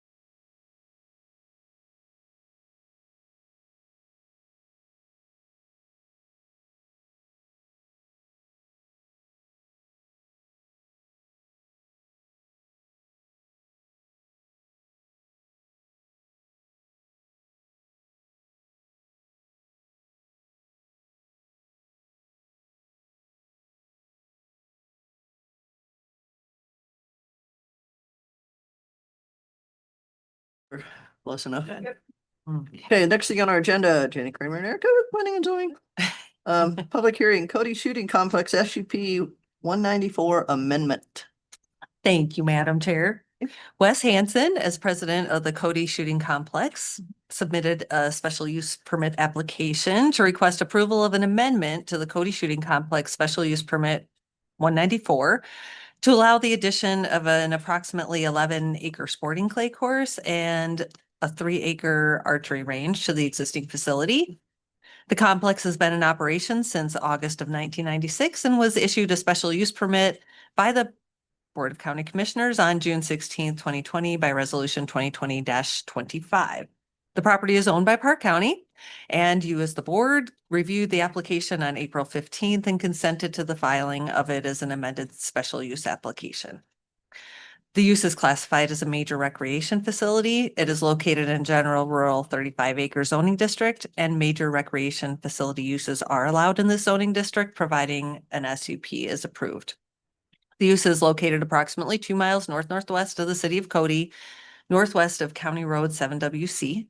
All adjacent lands are exempt federal lands. The outlaw recreational trail system is just west of the property. Ag lands are nearby. The property is developed with several buildings, a clubhouse, shooting ranges, 4 permitted septic systems, and portable toilet facilities as shown on the septic facility map provided by the applicant. There's varied terrain across the parcel with gentle grades over the developed shooting complex use area, climbing an elevation to the west and the north. A plan view drawing was provided and shows the existing structures and shooting facilities, ranges, courses, parking, and RV campsites, as well as the proposed archery range location and sporting clay course. Legal notice requirements have been met. The application was forwarded to relevant agencies as required. They responded as follows. Park County Fire District 2 has no issues with the proposed amendment. No plan review is required from the State Fire Marshal's office or by the state electrical inspector. Heart Mountain Irrigation District noted that they have grazing leases to the south of the location on Bureau of Rec ground. However, this range does not look to be an issue. The Park County Treasurer confirmed the parcel is exempt from property tax since it's owned by the county. Park County Public Works does not have any comments or concerns with the proposed amendment. Game and Fish have no terrestrial wildlife comments. Park County Weed and Pest did just comment, and they will not be requiring a long-term noxious weed management plan. No public comments have been received. The existing infrastructure serving the current use appears to be adequate to support the proposed expansion. There are no specific use criteria for the proposed use in the regulations. The proposed use is not located in any overlay district. And I just wanted to note that the applicant did provide the NRA standard recommended shot fallout zone from the proposed sporting clay course, and that is 300 yards. He noted the site plan shows a distance of 276 yards, but he believes it should state 276 meters, which would meet that 300-yard requirement. It is unclear from the site plan if the recommended 300-yard distance has been met to the property line or to the fence, if it's been met on all areas. So that is something that we may want to ask Wes for some clarification. But moving forward, should the Board of County Commissioners approve this amendment to the Cody Shooting Complex SUP 194, we recommend the following conditions of approval. Number 1, Park County noise, lighting, and other nuisance regulations shall apply. Number 2, the applicant shall comply with all conditions of approval stated in the original approval of the SUP per Board of County Commissioners Resolution 2020-25. Original number 3 in your packet, I would recommend we strike that since we have gotten word from Park County Weed and Pests that a long-term noxious weed management plan is not required. So new condition or condition number 3 now would be if activities allowed by approval of this special use permit have not been established within 1 year of approval of this permit, or have ceased to occur for at least 1 year after having been established, the SUP shall expire and no such activities may resume unless an application is filed and approved in accordance with the procedures for review of new SUPs. The planning director may extend this time limit 1 additional year when the activities permitted by the special use permit have been delayed due to circumstances beyond the applicant's control. Extension requests must be submitted to the planning director prior to the date of expiration of the SUP. And number 4, the applicant shall otherwise comply with standards and the Park County Development Standards and Regulations. Thank you. Thank you. For questions. The question I would have would be to make sure that we did meet the fallout zone. As we all know, part of the initial controversy with this new piece of land was the trails and making sure that we had nothing that went toward those trails, as busy as they are. So you're pretty comfortable with everything that it meets? Yes, and that is to the fence line. On the Okay, property, not- because there's spots where we went to the fence line, but that's a, Okay, and all the trails are outside that fence line? yes. Yes, okay, that was my understanding. Okay. Any other questions? Just a comment, Madam Chair, and I think I know the answer, but it says that the shooting complex has been in operation since 1996, when the thing was actually put in the 70s. But I'm assuming that's when the land got changed over to the county, and then they got the SUP. The first SUP, yeah, we didn't add the second property until what, 4 years ago? Right, and I'm just guessing, Madam Chair, that's when they got, because it was been there Okay. since the 70s. Okay, they may have had to do an SUP at that point. Okay. And that, yeah, and I think I took that from the staff report on the initial SUP, so Okay. I'm not sure where that information came from or what it was based on I'm either, so I'm guessing because at one point is when the county obtained the property. It was already on Right. Bureau Rec, Right. and then the county obtained it, and that's when they must have got the SUP. okay, That That might would be make to sense. follow the regulations. Sure. This is a public hearing, so I would ask if there's any public here that would like to speak to this issue. Again, is there any public here that would like to speak to the Cody Shooting Complex SUP request? And a third time, any public in attendance that would like to speak to this request? Madam Chair, I move we close public hearing. Second, It's been moved and seconded to close the public hearing. Any further discussion on the motion? Hearing none, all those in favor? aye. Motion passes, so the hearing is closed. It's the pleasure of the board. Madam Chair, I move that we approve SUP 194 amendment with, would we strike? Condition three. With recommendations, striking condition 3. 3. Thank you. Second, I just have a point of clarification.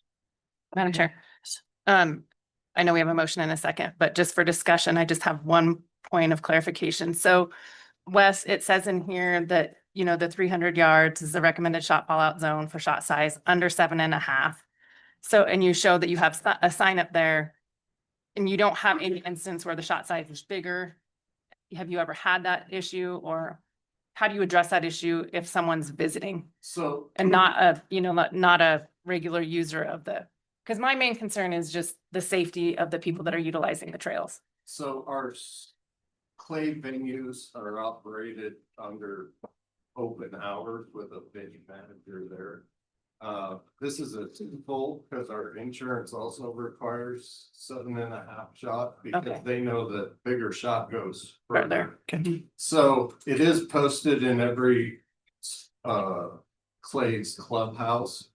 Plus, they have to understand the rules. They're given rules and it's clearly explained to them. 7 years of being on the range and operating, I've had it happen once. And I could tell it was during a sporting clays tournament. I could tell by the sound Mhm. that it was a larger hunting load, not a target load. And we shut it down instantly whenever we come across that, so. Okay. We have a motion on the floor. Any other discussion on the motion? We have a motion to approve Cody Shooting Complex SUP 194 amendment as listed, removing condition number 3. All those in favor? aye. Anyone opposed? Motion passes. Okay, Madam Chair. Oh, Madam Chair, Resolution 2025-31. Yeah. Thank you. thanks for going to the work to get it done. Yeah. It's taken a little bit.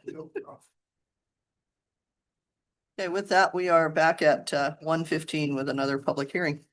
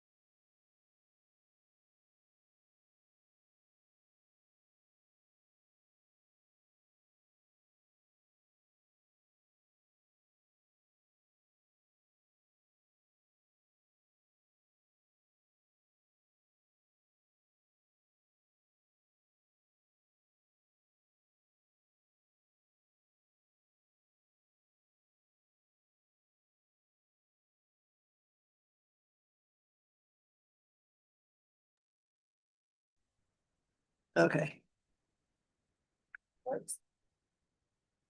Okay. Still got a few minutes because it isn't it? Oh, no, 1:15. That's fine. I was thinking 1:20. Okay. Next on our agenda then, Jenny and Erica. Park County Planning and Zoning, public hearing Brennan Landing Strip SUP number 274. Thank you, Madam Chair. Dan and Patty Brennan submitted a special use permit application to request approval of a special use permit for landing strip use to include a private airplane landing strip that's approximately 3,120 feet in length by 100 feet in width and a 40 by 60 airplane hangar within a proposed 120 by 60 foot building. The remainder of that building is intended to be used as a hay barn. The use is classified as a landing strip. On April 1st, 2025, the southern 664-ish feet of this parcel was merged with the adjacent property to the south, which is Lot 1 of French SS 254, creating Lot 101 of the amended plat of French SS-254. To date, the southern 664 feet, I do not believe, have yet been deeded to the adjacent landowner. However, we did have the application signed by the Peters, who will be the new owners Oh, of that portion of it. And on the amended plat, they did put an easement for this landing strip across the eastern side of that land. The proposed use is approximately 12 miles west of Powell and approximately 9 miles west of Ralston on the east side of Rattler Road on an unaddressed parcel. It's in a GRP zoning district. Landing strip uses are permitted in the GRP zoning district with a special use permit. Neighboring land uses are ag, residential, and exempt state lands. The property is currently irrigated cropland under pivot. A portion of the northwest corner of the property is within the special flood hazard area, but the project is not within the floodplain. The topography of the parcel is relatively flat. The applicants provided a site plan showing the landing strip location and airplane hangar hay barn location. Legal notice requirements have been met and relevant agencies were notified as required. They responded as follows. The Powell-Clarks Fork Conservation District identified 4 soil types on the property. All soil types are considered prime farmland if irrigated. The soil types are primarily rated not limited for dwellings without basements and small commercial buildings. Park County Weed and Pest will require a long-term noxious weed management plan because a considerable amount of ground disturbance is planned. The DEQ storage tank program would not regulate the proposed fuel tank since the applicant will not be selling fuel. The state fire inspector and electrical inspector confirmed they have no issues or requirements for the use. The Park County Treasurer stated property taxes are paid in full. Heart Mountain Irrigation District noted there's a right of way for the HMID lateral on the very south end of the runway. Providing the runway does not encroach on the lateral, they have no objections. Park County Weed and Pest will not require a long-term noxious weed management plan. I believe we have some carryover there. We'll fix that in our resolution. The airstrip is going to be grass, so I don't believe there's going to be any disturbance, so that makes more sense. Okay. Garland Light and Power confirmed that they have the capacity to serve the use, the hangar. The county engineer noted it appears that an FAA notification using FAA Form 7480-1 may be all that is required for a small private landing strip. 800 feet appears to be the minimum guideline for a landing strip, and a minimum runway safety area from the end of the runway of 240 feet is strongly recommended, as is consideration of power lines. Park County Public Works will not require a drainage and erosion control plan. Game and Fish have no terrestrial wildlife comments. In a letter received after the staff report was packeted, Black Hills Energy has the capacity to serve the proposed hangar. They did state that. No public comments have been received. The Park County Planning and Zoning Commission reviewed the special use permit application and recommended approval with conditions. The applicant confirmed he mailed the FAA Form 7480-1 notice for construction, alteration, and deactivation of airports as recommended by the county engineer. He provided us a copy of that. The applicant made the following statements of how compatibility will be achieved. This will be a private landing strip. An average of 10 landings per week and no more than 15 landings will occur. All takeoffs and landings will be during daylight hours. No structures are in the glide path of the landing strip. Neighbors in close proximity may be affected by engine noise during takeoffs and landings. The future building will need to maintain a 20-foot setback, and the landing strip will need to maintain a 240-foot setback from the county road right-of-way as recommended by the county engineer. No covenants are known to exist. The applicant plans to have dusk dawn lights on the south side of the airplane hangar. Access is proposed from County Lane 10 or Rattler Road. Water and septic is not needed to serve the use. There appears to be ample parking space to serve. No signs are proposed or necessary. Adequate utilities, public services, and infrastructure exist for the proposed use, or the applicants will provide services to serve the use. Any proposed development within the special flood hazard area is not allowed without first obtaining a floodplain permit from the county or a LOMA determination from FEMA. Site plan review is required for this use. AV gas will be stored in a 500-gallon or smaller above ground tank just outside of the airplane hangar on the northeast corner of the building. No other hazardous substances will be stored, handled, or disposed of on the site, and no impacts to air quality are expected. Should the board approve the Brennan Landing Strip SUP 274, we recommend the following conditions. Number one, any modifications to the use, including but not limited to expansion, placement of improvements, or increased intensity of the use, will require an amendment to this SUP or a new SUP pursuant to the regulations in place at the time of the proposed change.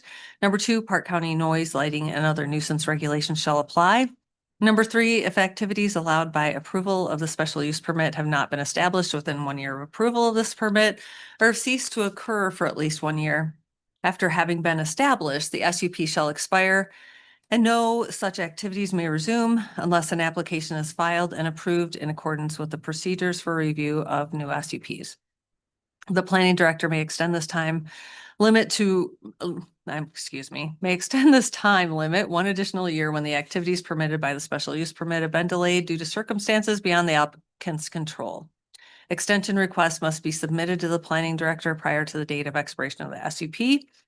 Owner operator of the landing strip shall comply with any and all applicable regulations and requirements, if when applicable, pertaining to small private landing strips, including those adopted by the Federal Aviation Administration, WYDOT Aeronautics Commission, and the nearest local airport authority, which would be the city of Powell or city of Cody. The minimum runway safety area from the end of the runway to the county road right-of-way shall be at least 240 feet unless the FAA or other state or local designated authority requires a longer safety buffer. Number five, prior to construction of the airplane hangar hay barn, the applicant shall obtain an approved building zoning permit for the airplane hangar hay storage structure from the Planning and Zoning Department. Number six, the applicant shall not encroach upon the Heart Mountain Irrigation District lateral right-of-way. And number seven, the applicant shall otherwise comply with the standards in the Park County Development Standards and Regulations. Thank you. Thank you. Any questions at this time, commissioners? Madam Chair, just one, I guess in number 4, why they would have to comply with Powell or Cody.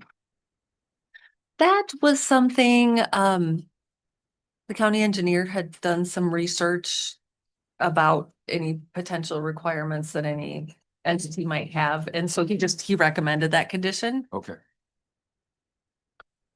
Okay, this is a public hearing, so I'd ask if there's any public that would like to give input on this. And any public that would like to give input on this SUP?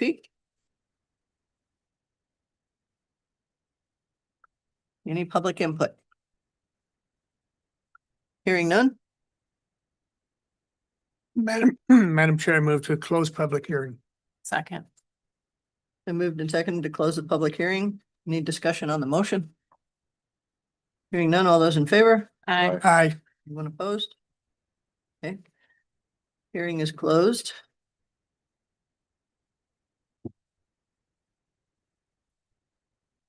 Pleasure of the board. Madam Chair, I make a motion to approve the Brennan Landing Strip SUP 274. Second. The conditions. With with the stated conditions, staff conditions. Second by Scott. Okay, I have a motion and a second to approve the request for Brennan Landing Strip SUP 274 with the inclusion of the conditions. Any further discussion on the motion? Hearing none, all those in favor? Aye. Anyone opposed? Okay. Passed. Madam Chair, Resolution 2025-32. Thank you. Thank you. Thank you. You're not going very far.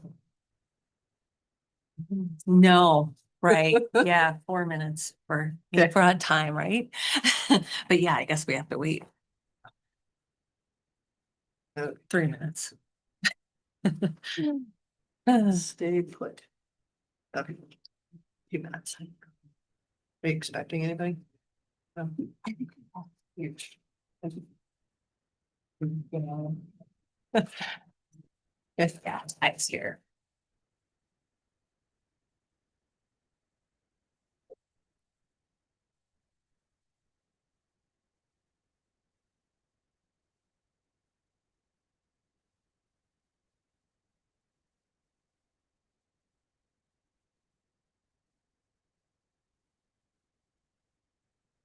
Where are we? This is concrete.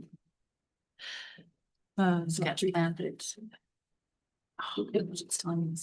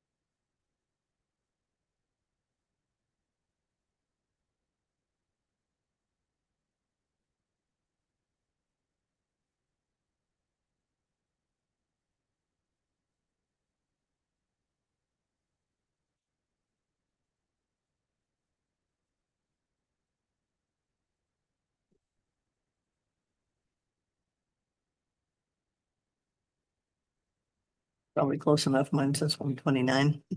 I think so. So the next thing on our agenda, Jenny and Erica, planning and zoning. Public hearing on Cow Creek Estates minor subdivision number 88 sketch plan. Thank you, Madam Chair. Ty and Tammy Henderson submitted a minor subdivision application to request approval to split the following 5 lots from an existing approximately 309.29 acre parcel, 2 1.59 acre lots, 1 1.2 acre lot, 1 2.3 acre lot, and 1 1.86 acre lot. The subdivision will result in an approximately 300.75 acre remainder parcel. The subdivision is a minor subdivision in a GRP zoning district, and the lot sizes as proposed are consistent with that zoning district. The proposed subdivision is located approximately 4.2 miles west of the city of Powell, south of Lane 19 at the terminus of Road 15. The property is currently unaddressed. Other than an accessory structure within the remainder parcel, the property is vacant irrigated land and the topography is relatively flat. Neighboring land uses are primarily ag and residential with some BOR lands nearby to the north. Relevant agencies were notified as required and responded as follows. The fire district can provide fire suppression and request access points be constructed to accommodate their fire equipment. The school district will have bus stops at all access points onto Road 15. TCT can serve the subdivision depending upon a clear line of sight and available space on a tower. Black Hills Energy has a 2-inch main line in the area, and to provide gas to the lots, a main line extension will be required. Garland Light and Power has capacity to serve. Powell Clark's Fork Conservation District identified 2 soil types. The primary soil type is rated not limited and very limited regarding septic tank absorption fields due to filtering capacity and seepage. The primary soil type is not considered prime farmland. The secondary soil type is considered prime farmland if irrigated. Hart Mountain Irrigation District requires a water distribution plan.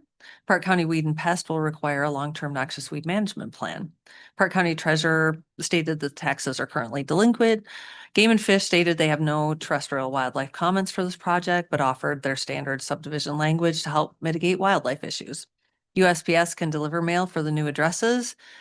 Park County Public Works has provided comment yesterday, and you were provided with that after the packet. In summary, legal access is by direct access to Park County Road 15, and Road 15 consists of a crushed gravel surface and is maintained by Park County. The new roadway proposed to serve the subdivision within the 60-foot wide ingress egress easement shall be designed and constructed in accordance with the Park County Road and Bridge standards for local access road classification.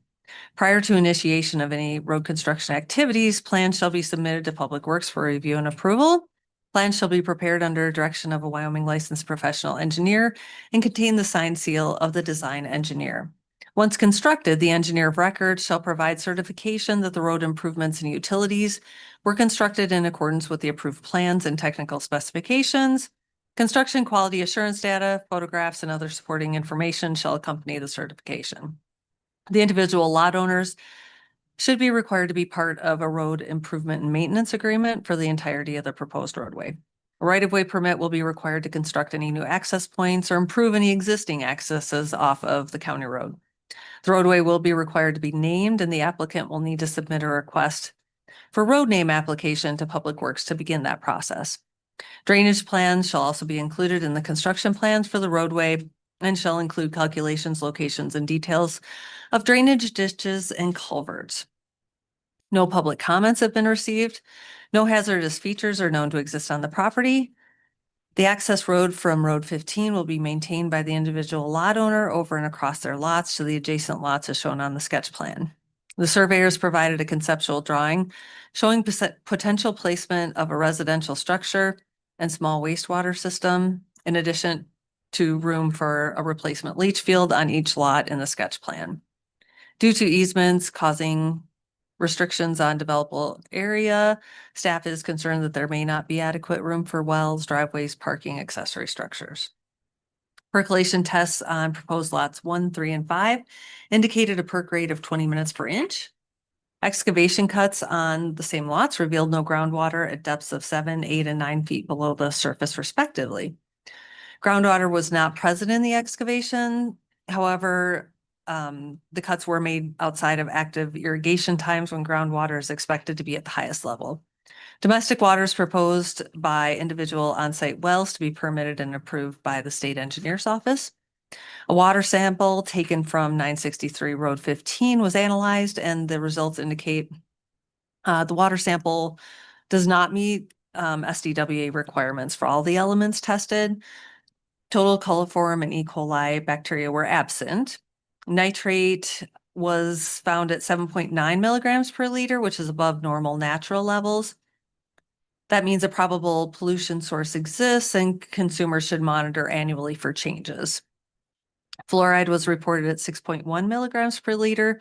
That is above the satisfactory level of 1.5. Sodium was reported at 317, also above the satisfactory level. pH was at 8.5 and hinges on being objectionable. TDS was reported at 847 milligrams per liter, and a result higher than 500 milligrams per liter is considered objectionable. Water filtration systems may be needed.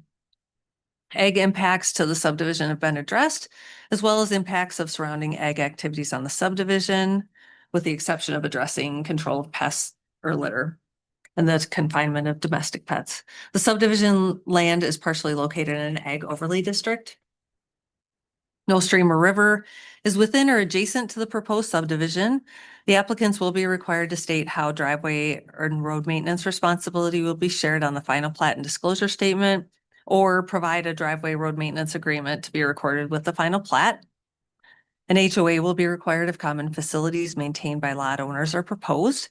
It appears that livestock can be illegally run at large on lands adjacent to the proposed subdivision, and the subdivision is subject to Wyoming statute 18-5-319.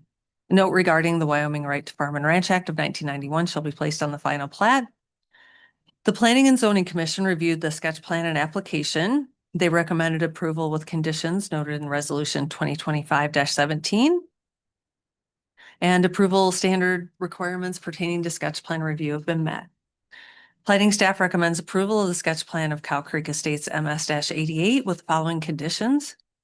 Number one, the applicant shall provide all easements as requested by applicable utilities and special districts, irrigation districts, or public agencies providing services. The width of any utility easement shall be sufficient to allow adequate maintenance of the system, but in no case shall such utility easement be less than 20 feet in width. Easements must be identified on the final plat. Number two, the approval of the sketch plan shall expire after 12 months unless the applicant submits an application for final plat upon written request in advance of the date of expiration. And for good cause shown, the board may grant one extension of time for a period not to exceed 6 months. Number three, we can strike because Park County Public Works has provided a letter. So number three should be, prior to final plat review by the Board of County Commissioners, the applicant shall correct any tax payment delinquencies to the Park County Treasurer's Office. Number four, prior to final plat review by the Board of County Commissioners, the applicant shall address shared maintenance of the driveway road in the notarized disclosure statement and do one of the following. One, state how driveway maintenance responsibility will be shared on the final plat and disclosure statement, or two, provide a driveway road maintenance agreement to be recorded with the final plat. Number five, prior to final plat review by the Board of County Commissioners, the applicant shall provide a water distribution plan that has been approved by Heart Mountain Irrigation District to the Planning and Zoning Department. Number six, prior to final plat review by the Board of County Commissioners, the applicant shall place the following note on the final plat. High groundwater may be present and engineered systems may be required. Number seven, prior to final plat review by the Board of County Commissioners, an approved long-term noxious weed management plan shall be submitted to the Planning and Zoning Department. Number eight, prior to final plat review by the Board of County Commissioners, the applicant shall place the following note on the final plat. Based on water quality analysis conducted on a water sample collected from a neighboring well, a water filtration system may be warranted. Cisterns may be required. Number nine, prior to final plat review by the Board of County Commissioners, the applicant shall provide evidence of one, an existing legal perimeter fence as prescribed by Wyoming Statute 11-28-102.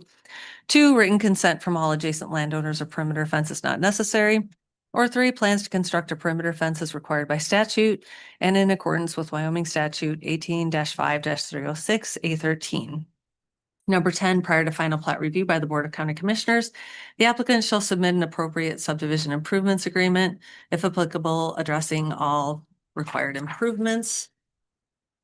For example, road utilities, fencing, etc., for review by staff and approval of the county attorney as to form and approval of the board. Number 11, prior to final plat review by the Board of County Commissioners, the applicant shall place the following note on the final plat. Any proposed water wells on these subdivision lots shall be permitted by the Wyoming State Engineer's Office prior to installation. Number 12, prior to the final plat review by the Board of County Commissioners, the applicant shall place a notice of the Wyoming Right to Farm and Ranch Act of 1991 on the plat. And number 13, the applicant shall otherwise comply with standards in the Park County Development Regulations and the minimum subdivision requirements as set forth in Wyoming Statute 18-5-306. Thank you. That was a long one. Stand for questions. Any questions at this time? Madam Chair, did, Jenny, just to clarify, didn't one part say they didn't need a noxious weed? And then, Yes. or was, am I No, confusing it? that That was- was the last one. That was the one before. So Yes. this one does. This one does. And then second question, these, do you feel like the staff conditions listed incorporate the recommendations from county engineer adequately? That is a good question. Well, I think so because the subdivision improvements agreement is going to cover all that. When it comes back. Mhm. Yes, because that will be a requirement.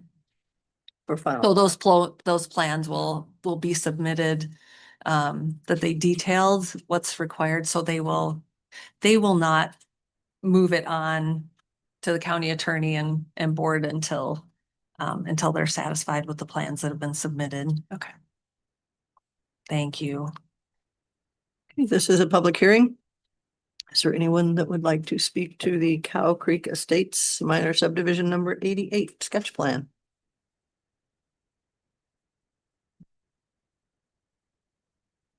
Any public comments on the sketch plan?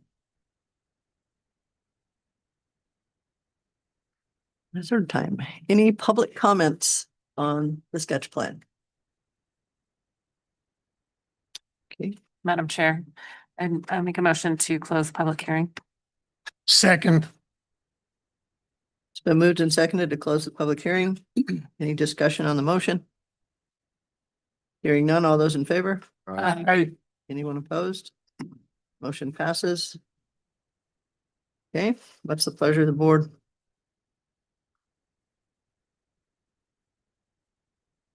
Madam Chair, I move that we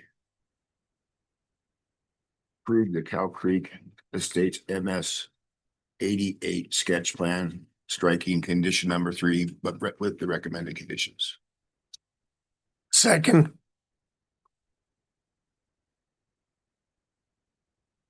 Been moved and seconded to approve the Cow Creek Estates minor subdivision 88 sketch plan, removing condition number 3.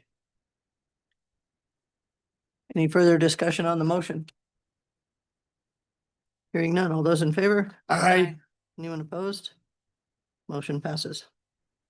Thank you. Madam Chair, Resolution 2025-33. Thank you. You.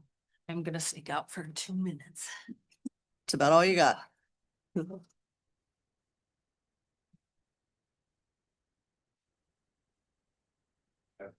Yep, take care.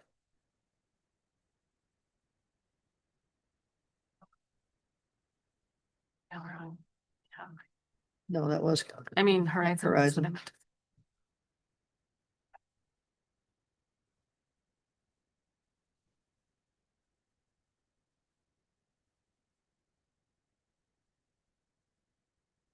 How's Myron today?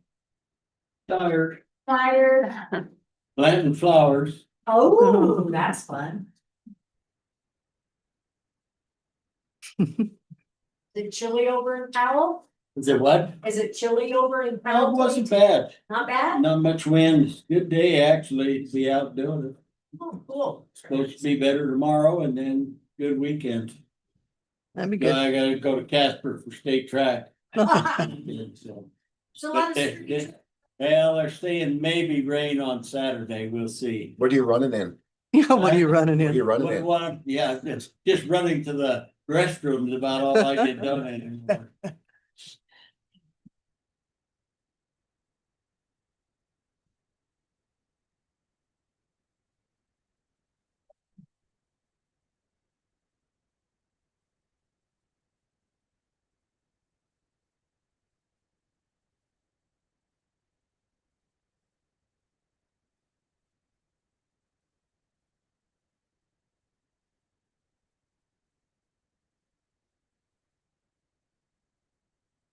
Thank you, Jenny. I think we're close enough. Next order of business today is Jenny and Erica with Clark County Planning and Zoning. Public hearing on Horizon Estates minor subdivision number 89 sketch plan. Thank you, Madam Chair. Cullen Wisenhunt, on behalf of CNR Cattle Company LLC, as the applicant and landowner, submitted a minor subdivision application to request approval of a 5-lot subdivision consisting of one 9.04 acre lot, one 7.88 acre lot, one 11.4 acre lot, one 26.39 acre lot, and one 28.45 acre lot, each for residential and ag use.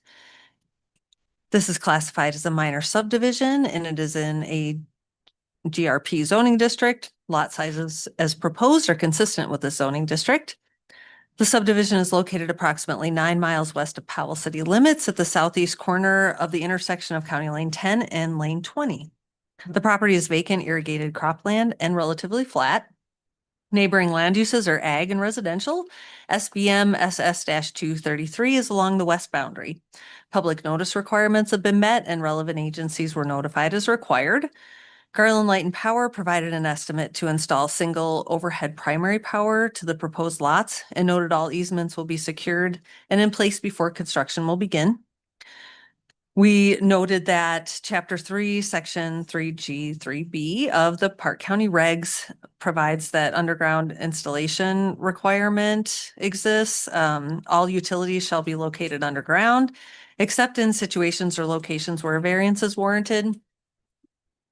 We've had correspondence provided today that Public Works is working with Garland Light and Power. It sounds like they may need to do overhead power just across the road, but then into the subdivision and throughout the subdivision will be underground. So that has been worked out, is my understanding, or on its way to being worked out.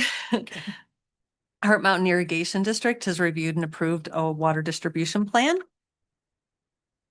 Black Hills Energy can provide natural gas to the subdivision, and they provide a detail of how service can be stubbed to each lot. The school district will have bus stops at all exit points onto Lane 10 and Road 20. Fire district can provide fire suppression. They request all access points be constructed to accommodate their equipment. Game and Fish have no terrestrial wildlife comments. USPS can deliver mail. Powell Clarksport Conservation District identified 2 soil types. The soil types are rated low for corrosion of concrete and moderate for corrosion of steel, not limited for dwellings with or without basements and small commercial buildings. And both are not limited, and have both not limited and very limited ratings regarding septic tank absorption fields due to filtering capacity and slow water movement. Park County Treasurer confirmed that property taxes have been paid in full. Park County Weed and Pest will be requiring a long-term noxious weed management plan. Park County Public Works provided a recent response as well. They stated that legal access is from Lane 20 and Road 20, Lane 10 and Road 20. Lane 10 is a chip sealed paved surface and Road 20 is a crushed base gravel surface. Both are maintained by Park County. No new roads are proposed. There's sufficient frontage to accommodate new access points to the lots. All new access points and upgrades to existing access points to the county road must be permitted with Public Works. All existing and proposed easements, including dedicated public road rights of way for County Road 20 and Lane 10, shall be shown on the final plat. Individual lot owners will be able to establish address points with submittal of a request for address form and application from Public Works in conjunction with an approved building permit issued by P&Z. Public Works does not have any concern with drainage and erosion control at this time. However, they mentioned in no case shall development result in an increase in stormwater runoff to the county right-of-way or adjacent properties. An adjacent property owner to the south of the subdivision did submit a public comment, and they do not oppose the subdivision providing there's no encroachment onto her property. A current title report was provided. No hazardous features are known to exist on the property. Perk tests were completed on lots 1, 2, and 3. The rates were 10 MPI, 13, and 13 on 2 of the lots. Groundwater exploration cut data.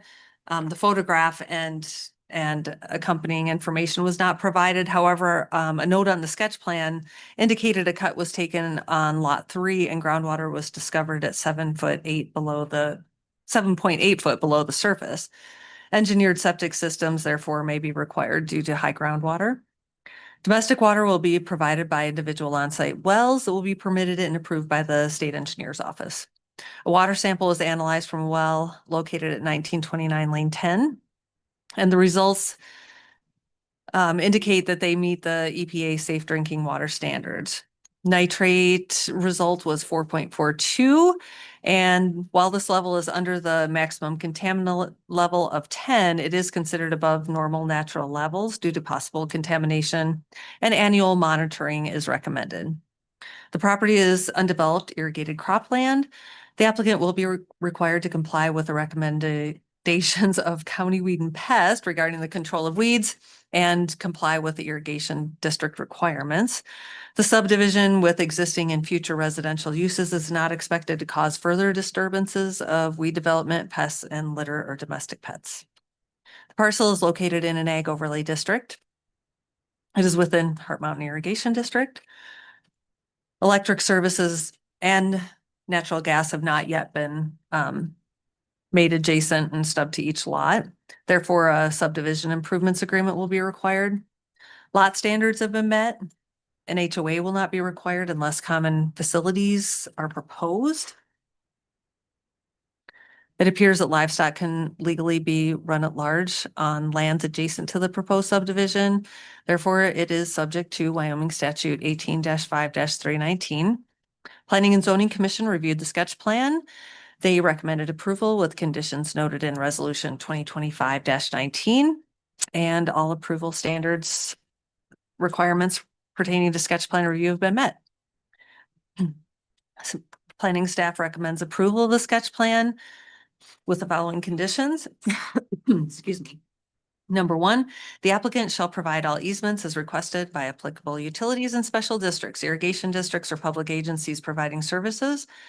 The width of any utility easement shall be sufficient to allow adequate maintenance of the system, but in no case shall such utility easement be less than 20 feet in width. Easements must be identified on the final plat. Number two, the approval of the sketch plan shall expire after 12 months unless the applicant submits an application for final plat upon written request in advance of the date of expiration. And for good cause shown, the board may grant one extension of time for a period not to exceed 6 months. Number three, prior to final plat review by the Board of County Commissioners, the applicant shall provide a response from Garland Light and Power to confirm whether underground power service can be installed or if a variance is warranted to allow for overhead power installation. Number four is the condition about public works, and we have received that response, so that can be stricken. The new number four will be prior to final plat review by the Board of County Commissioners. The applicant shall place the following note on the final plat: due to potential for high groundwater, engineered septic systems may be required. Number six, prior to final plat review by the Board of County Commissioners, the applicant shall place the following note on the final plat: a water test from a nearby well indicates nitrate levels may be above normal levels, and annual monitoring for nitrates or more regularly if infants under the age of 1 are consuming the water is recommended. Number seven, prior to final plat review by the Board of County Commissioners, the applicant shall provide evidence of one, an existing legal perimeter fence as prescribed by Wyoming statute 11-28-102. Two, written consent from all adjacent landowners. A perimeter fence is not necessary. Or three, plans to construct a perimeter fence as required by statute and in accordance with Wyoming statute 18-5-306A13. Number eight, prior to final plat review by the Board of County Commissioners, the applicant shall submit an appropriate subdivision improvements agreement addressing all applicable or required improvements, utilities, fencing, etc., for review by staff and approval as to form by the county attorney and approval of the board. Number nine, prior to final plat review by the Board of County Commissioners, the applicant shall place the following note on the final plat: any proposed water wells on these subdivision lots shall be permitted by the Wyoming State Engineer's Office prior to installation. Number 10, prior to final plat review by the Board of County Commissioners, the applicant shall place a note of the Wyoming Right to Farm and Ranch Act of 1991 on the plat. Number 11, prior to recording the final plat, the applicant shall provide an approved long-term noxious weed management plan to the Planning and Zoning Department. And number 12, the applicant shall otherwise comply with standards in the Park County Development Regulations and the minimum subdivision requirements as set forth in Wyoming statute 18-5-306. Thank you, and we stand for questions. Any questions from the board at this time? You mentioned number four has been met, which is the response from Public Works. Yes. Not Yes. finding That, it's It's in the same email. There's two attachments in one email. oh yes, that Brian sent yesterday. Yeah. okay. It's, Yeah. it's not in the SharePoint. It's not in the packet. It's separate. Arrow over one. This one. That's I pulled it up Yes. from the email. It's fine. It's got Horizon Estates.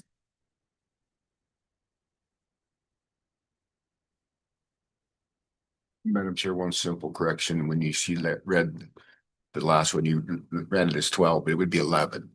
Oh, yeah. Oh, thank you. Oh, you know what? I renumbered the first one and then, yeah, thank you. Madam Chair, just a quick question, Jenny. So Yes.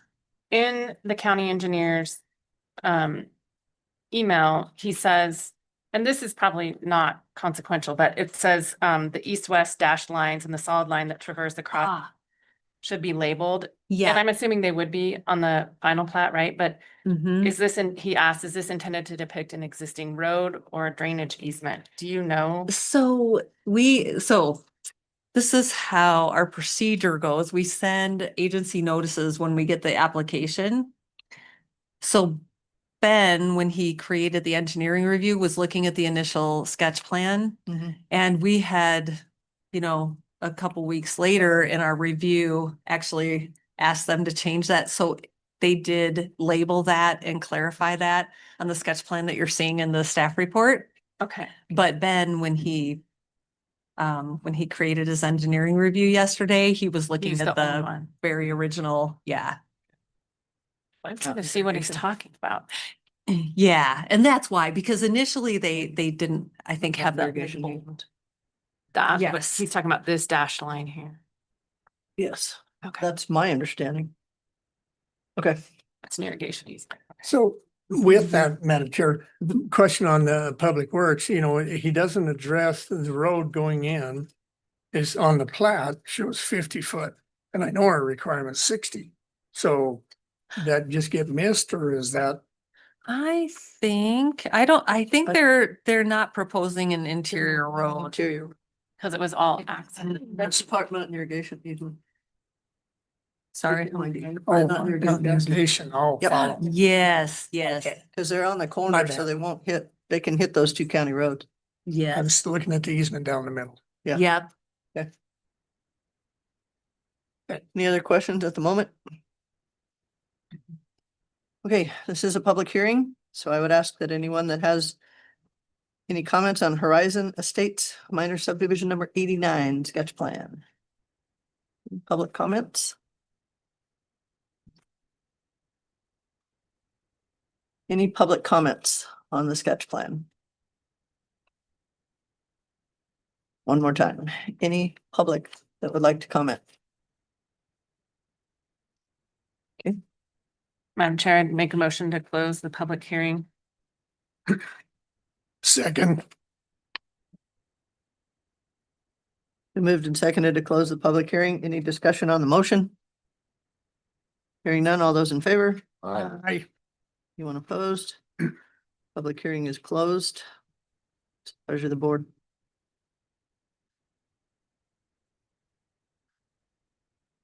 Lloyd's turn. well, Madam Chair, as sad as it is losing 80 acres, they have met everything for, and to subdivide, I just hate seeing agricultural land leave, but with that, I'm still going to, move to approve sketch plan review and minor subdivision 89 Horizon Estates as presented with conditions, With number 4 condition out, correct? Yeah, with, okay. yeah. Subtracting condition 4. Second. So moved and seconded to approve Horizon Estates minor subdivision number 89 sketch plan with conditions with the exception of number 4.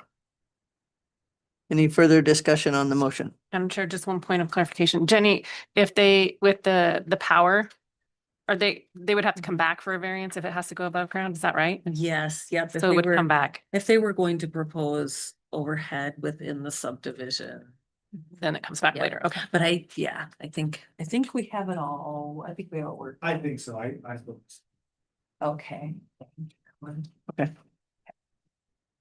Any further discussion on the motion? Hearing none, all those in favor? Aye. Anyone opposed? Motion passes. Madam Chair, Resolution 2025-34. Thank you. Thank you. Right. Almost done with us. Thank you. Yeah, almost. Oh, I don't like it. I know. They're loud. It's their, yeah, they follow the rules. Thank you. Myron, I'm next. you're up. Oh, Powell Valley Recycling, This must be about my 30th appearance here. probably. I thought I was gonna have a partner, a chairman come with me, but she got sick. I Oh, think she did it intentionally, but as you know, we're still in the recycling business. It's not been a great year for prices for us. The tariffs and everything else, the cardboard market is kind of being held up, and some prices, aluminum, some of that's holding on, but our maintenance costs are going up. Gasoline, electricity rates went up again and stuff. So we're here with our annual appeal. You know that the city residents support it, with $2, and we get some donations rurally. But our customers, about 45% of our customers are rural residents. So that's why we're always here trying to see if we can get a few bucks out of the county, and I know you got a 25% reduction. I read the papers like everybody else. But you're gonna have some out there. We hope you at least try to maintain what you've been giving us, not what we've been asking for. But we want to look at us favorably along that. The other thing I'd like to impart with you is we know the community supports recycling. As you may or may not be aware, we just had an open house on our glass crusher. It's we had about 200 people participate, and we raised $120,000 Oh, God. just in donations and grants.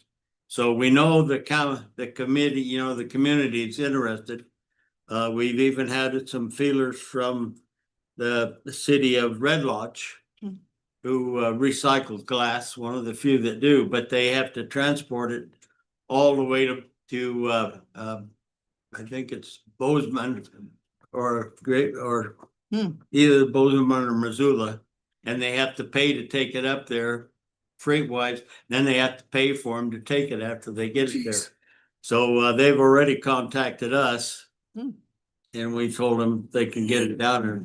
Right now, we don't have any inventory because it takes a while. That glass comes in great volumes, but when it comes out, I've got a couple samples if you'd be interested in looking at it. Sure. Here, so. Thought you brought us dessert.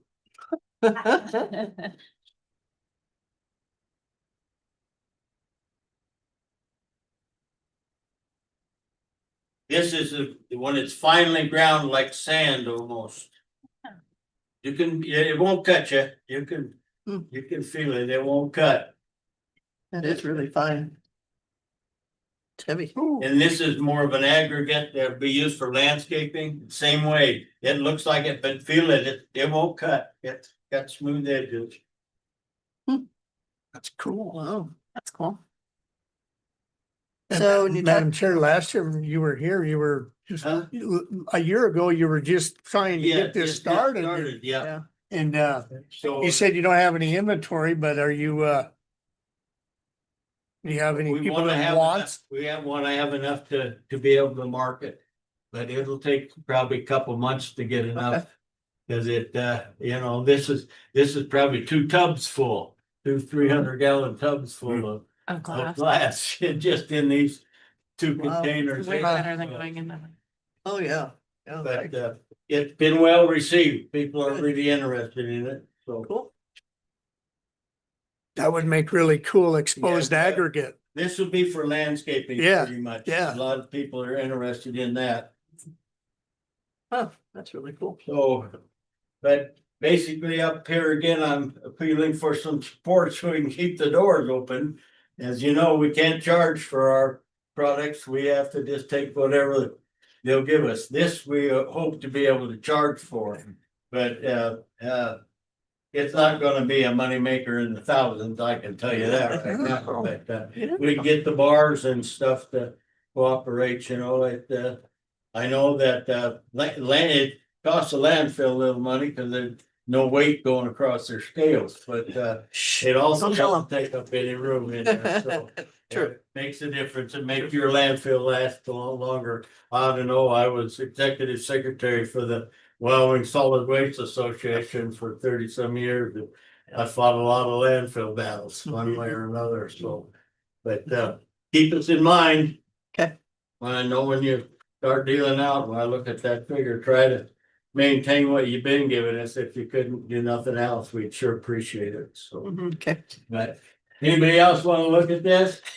Oh, yeah. That's worked ground into like sand and that's aggregate for landscaping. Madam Chair, I have a question for Myron. Okay. Mr. Haney, do you accept glass from Cody then? Like- Oh, we'll take glass from anywhere. Oh. Yeah. Don't throw your beer bottles with it. Oh. No, so. They need some colored shards in there, you know. Well, Myron, as you know, our schedule puts us looking at budgets toward the end of June. Okay. And so we won't be able to let you know anything until then, but.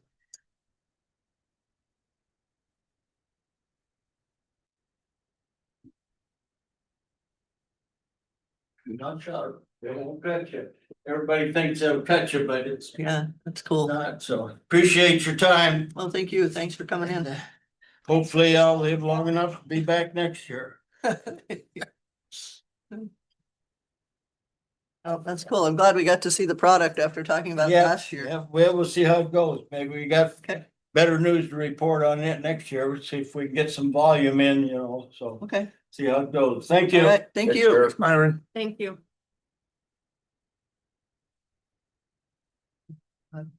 So, That's cool. Chairwoman, did he say you can use that for landscaping? Uh-huh. Said it won't cut anything, so.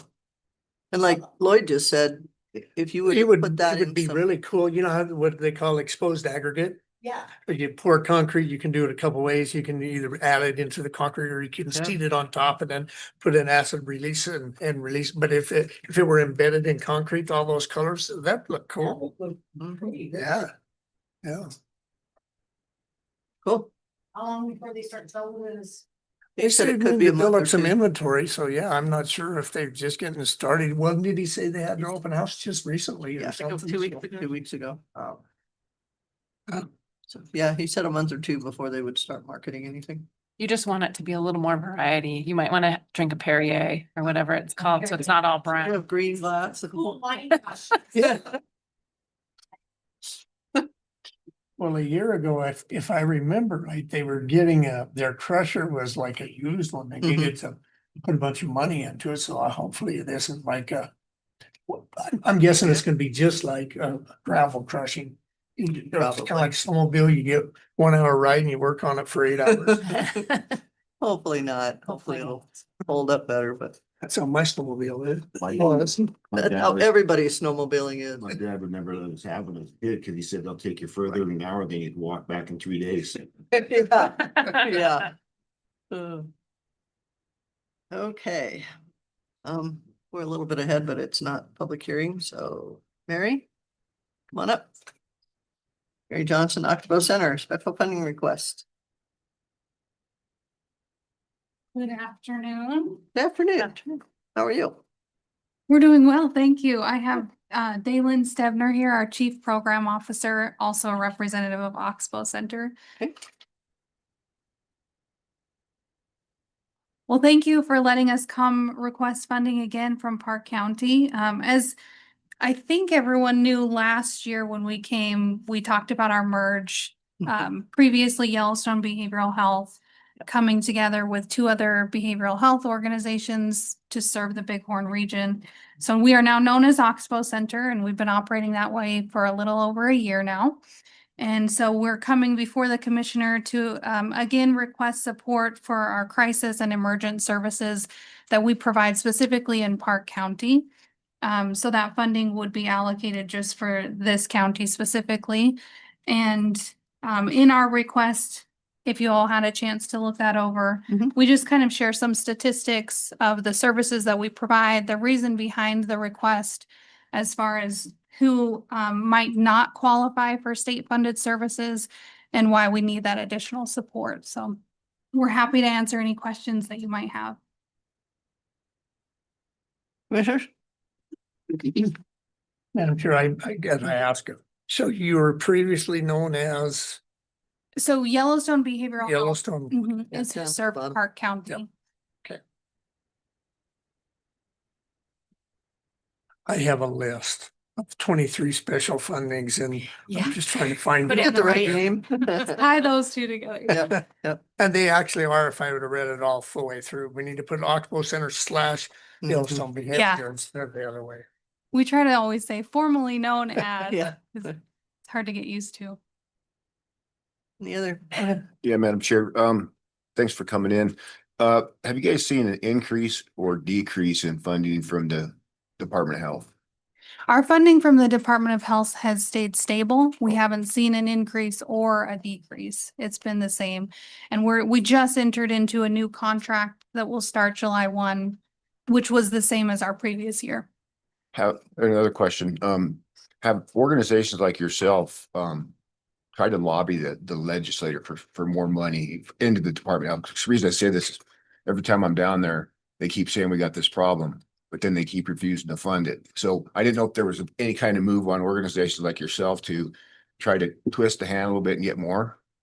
Always, always try to get more where we can. We operate with a lobbying body, which is known as WAMSAC, the Wyoming Association of Mental Health and Substance Use Centers. And we try to work through that organization to have a collective view for behavioral health centers across the state. So there are times that we try to really push for that additional funding if we know that it's viable. And then other times where we try to stay under the radar so it doesn't get cut. So we've been lucky, I think, to stay stable and stay intact that way.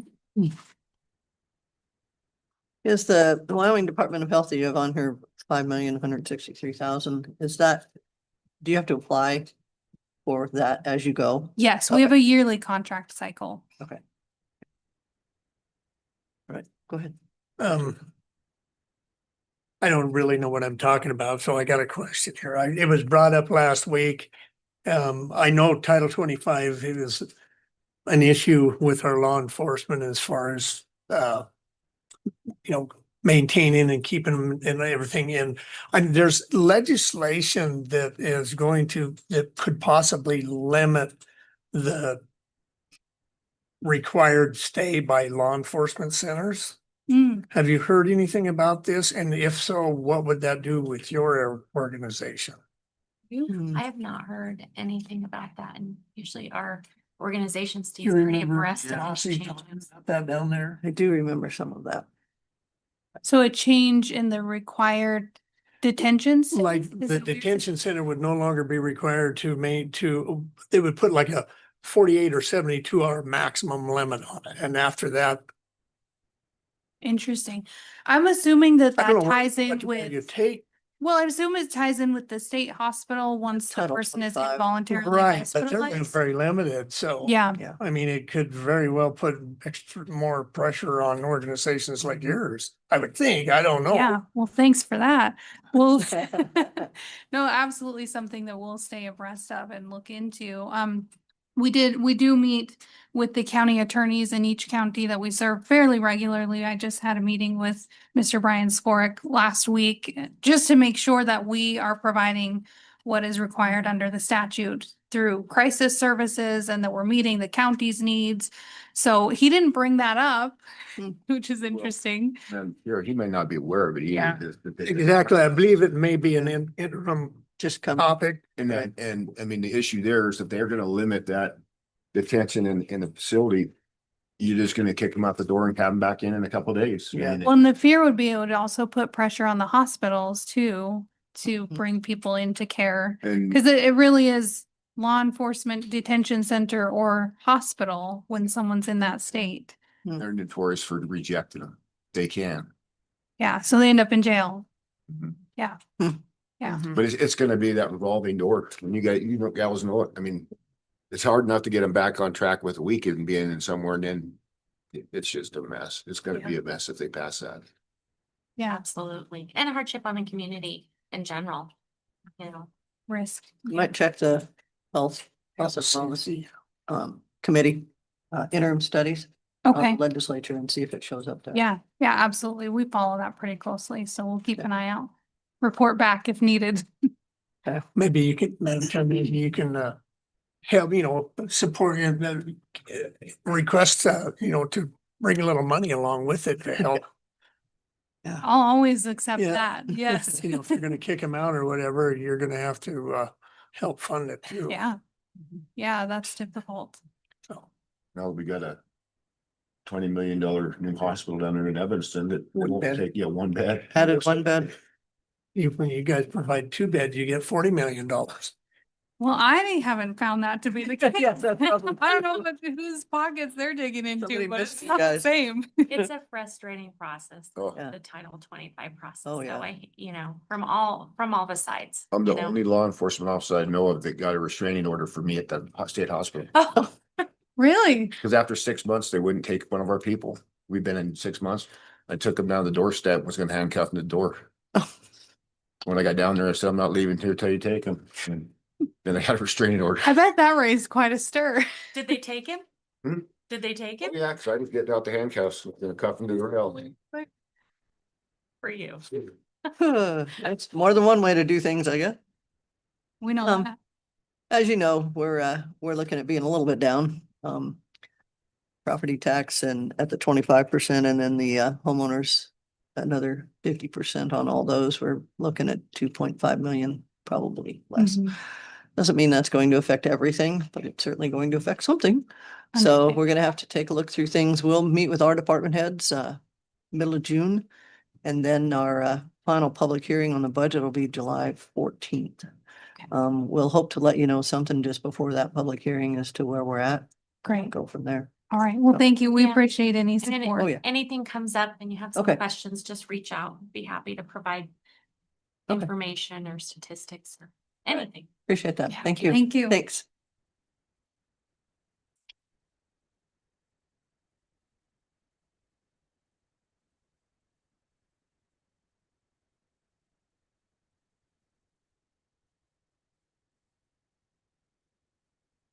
Okay, a little bit ahead.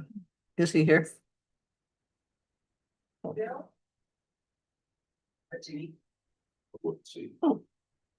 The chair is yours. Showtime. Showtime. Next thing on our agenda is Bill Wiltsey with Matisse Senior Center, special funding request. Hi. Good afternoon. Well, you got my name right. Good. Most people see it, can't say it, and if they hear it, they can't spell it. So, I can understand that.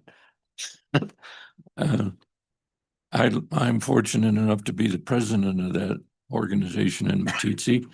And this is Meg Nicholson that you may well know. She's our recently retired director. Our current director may be here, but it just happens to be the same day that the state picked to audit us. Oh, So she's been tap dancing with them all morning kind of busy. and she's hoping that she gets here in time. Okay, well, we can delay a little bit if you want, because we're a little bit early. Oh, no, that's fine. We didn't plan on her being here, but Okay. she's hoping to make it.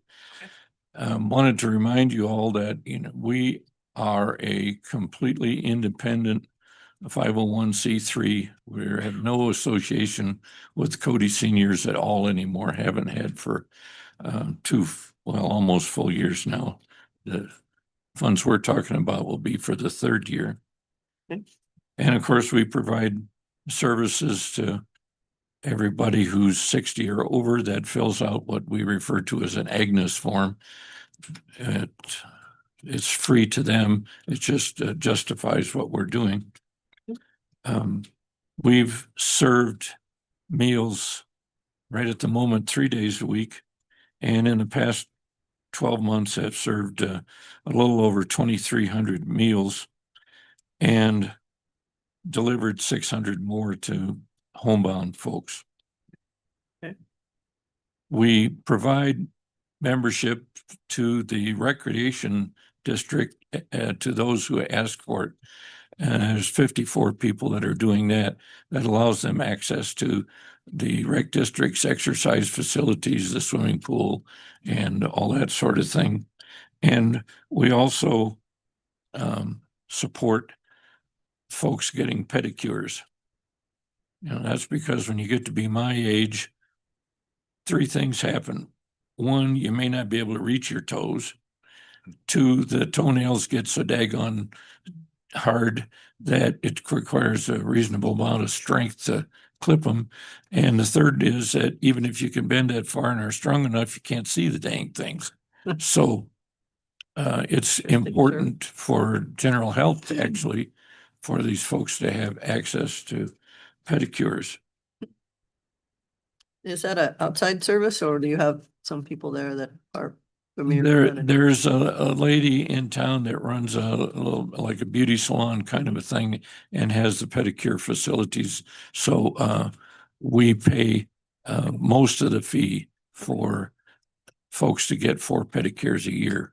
Okay, thank you. Tuesdays, we have board games. That's going on right now. And bingo twice a month on Wednesdays after lunch. There's coffee on Friday as well. Of course, the facility is open to the members to do whatever they want or can justify to us. We provide them access to the building. What we're requesting, you probably saw in the documentation this year's 25,000. That's up, I know, from what we've requested in the past. But we stayed flat at $10,000 for quite a few years and then requested 15. What we do with that 15 is the state requires us to have skin in the game for providing meals to our folks. And so we use the money for that. The other 10,000 is kind of divided.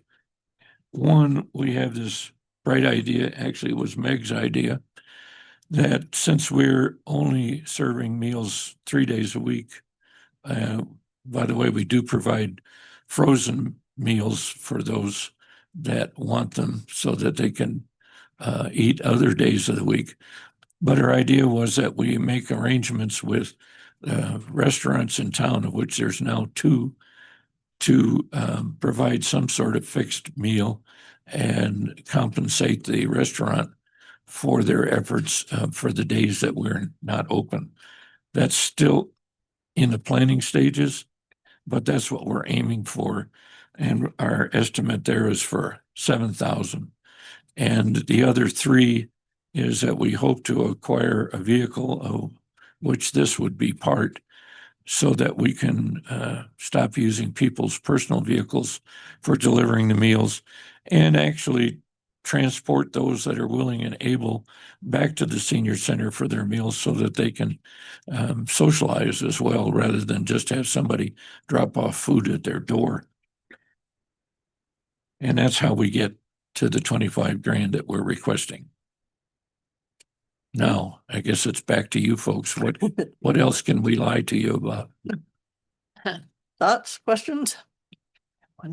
Madam Chair, will you repeat it again? So your requirement for the state, so it's a matching grant, the amount was 10,000 for that? No, he said 10. 15. It was 15. It's 15? Yeah. Okay. So in order to get the grant from the state, you have to get 15 from the county. But we would also need the additional if we can get the extra meal. Right. Right. And it's a bit of a variable because the number of meals isn't exact. And the way we pay them back is by essentially a per meal basis. So it's our best estimate. Any other thoughts, questions come to mind? We know it's an amazing service and it's needed in every small town, especially all across Wyoming. That's all we have in DT. But you have the new rec center, that's helping, I think, to get people. Yes, the new rec center, and that's one of the reasons that we support folks having the memberships there so that they'll get to use it. That's surprising. A lot of them are on serious fixed incomes. Well, I've been on a fixed income for about 30 years now, so that's means my purchasing power has gone in the tank. But there's folks there that are living day to day. I can think of one lady in particular that support from us is probably the only way she gets by. Okay, no other questions or thoughts? I know you read the newspaper, so you know we're gonna be a little short this year. Not sure how that's all gonna sort out yet. We'll meet with our departments mid to end of June and go through everything here. We will have, our final budget hearing will be in July on the 14th. And then we'll kind of know where we're going, but we'll let you know what we can. And we're kind of in the same boat. We're not exactly sure what the state's going to do. I mean, last year, they did not honor our requests, and we actually got less money than they gave us the first year. We were hoping to at least stay flat, but it didn't happen. And with all the federal turmoil going on, they're not sure what they're going to wind up with either. So the whole thing is firmly in midair. Yeah. We're in the same boat. We budget every year on a estimated manual where they tell us what to put in, and I think we put 723,000 in the secure routes to schools, Title I and Title III funding. The check came in last week at 174,000, just $500,000 short. No way of knowing, and we still have PILT to come, and we don't know when that'll get here. It usually doesn't get here till the last week in June. It is for next year's budget, but we have no idea if they're gonna do it. So. Yeah, and I can understand some of the things they're doing in Washington. I mean, if the feds collect the money and then redisperse it to the states and so on, well, number one, they go out and hire somebody to make sure they got the money collected. And then they make sure that the money got spent to where they said it was supposed to go. And then they want to make sure that the state in this level spent the money the way they told them to. So right off the top, if we'd have given the money to the state to start with, we'd eliminated those 3 jobs and saved several $100,000. You know, multiply that by 50 states, and we're starting to talk. It adds up. Yeah. True. $1 billion here, $1 billion there, and pretty soon you're talking real money. Yeah, at that level. So, all right. Well, we appreciate you coming in and telling us where you are this year, and we'll see what we can do. Thank you. So, thank you. Hope for the best. Exactly. Bill, are you by chance related to the Wiltsies that lived around here 50 years ago? Yeah. Dwayne? Dwayne and great-grandfather and my great-grandfather were brothers. I don't You know. weren't that old. Must be a different Dwayne. No, he's older than I am, and I know how old. Well, he'd be older than you, yeah, anyway, he lived in Clark when I was a little kid. They opened Yeah. KOA out there. Yeah. And then had Mark and Jeff and Denise and Stephanie and John. Yeah, John was the youngest, he was my age. yeah. Yeah. Yeah, I don't know where John is now. I know he became a photographer. Yeah. I got this big extended family, so not only did I know Dwayne, but I knew his folks and his aunts and uncles and his brother and his sister. We have a big family reunion first Sunday in August. Oh, is that right? back in Michigan, so I knew all those folks. And my wife and I started coming out here together. I'd come out hunt for that because she saw a video, spend a week in the backcountry with Dwayne Wiltsey, and the guy that showed it to her wanted to know if she knew who Dwayne was. Well, she didn't, but I did. And so we decided to come out and go on a summer trip. After that was, finally we got to the point where it was like, hell, we just moved there. That was about 30 years ago. Yeah, I see. Yeah. But Dwayne's up in Montana now. Is he? Yeah, I know. Yeah, John, he's like a freelance Associated Press photographer.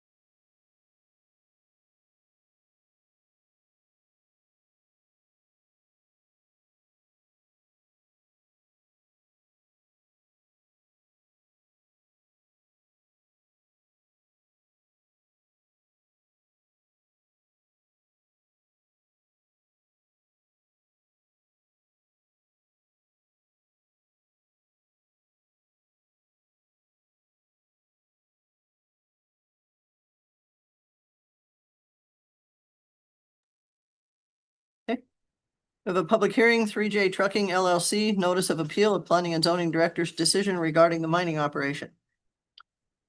So I don't know if the owner would like to come present anything. Yes, please. I'll see how are you? I'm good. How are you? Scott, Lloyd, Kelly, good to see you all. Okay, he received a decision that you don't have a mining permit with Park County. And so you were told that you could not deliver those materials or sell those materials. Is that correct? That's correct. So do you want to tell us your side? Sure, love to tell you our side. Back in April last year, before you move any crushers or anything into something, we gotta have all the contracts, everything done with DEQ and MSHA. They're the ones that control the mining industry. So we had all that stuff done and ready to go. So we could have it to go in there and make a retention pond.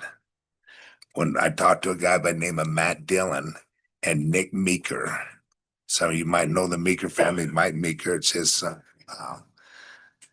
So we went ahead and did all the paperwork, did everything that we had to do. We went out there, got permission, we set up. I met Matt Dillon out there. We went over it and he says, you're good to go with DEQ. When MSHA shows up tomorrow morning, we'll get you lined up with that. So MSHA showed up. We had everything in order. We were told that we did not need by those industries or those departments, that we needed nothing from the county because there's no regulations. The county had no regulations on retention ponds. So we didn't do anything. We ran for quite a while. We got set up, we run. We had to shut down because the equipment we had was not sufficient enough to make the 3/8" chips that the city and the county wanted. So we shut down, bought another, invested into another $250,000 piece of equipment. We got it up and running. And everything was going good. We ran all the way through there. All the way through until Matt Dillon called us and said, Tony, it's kind of a fine line.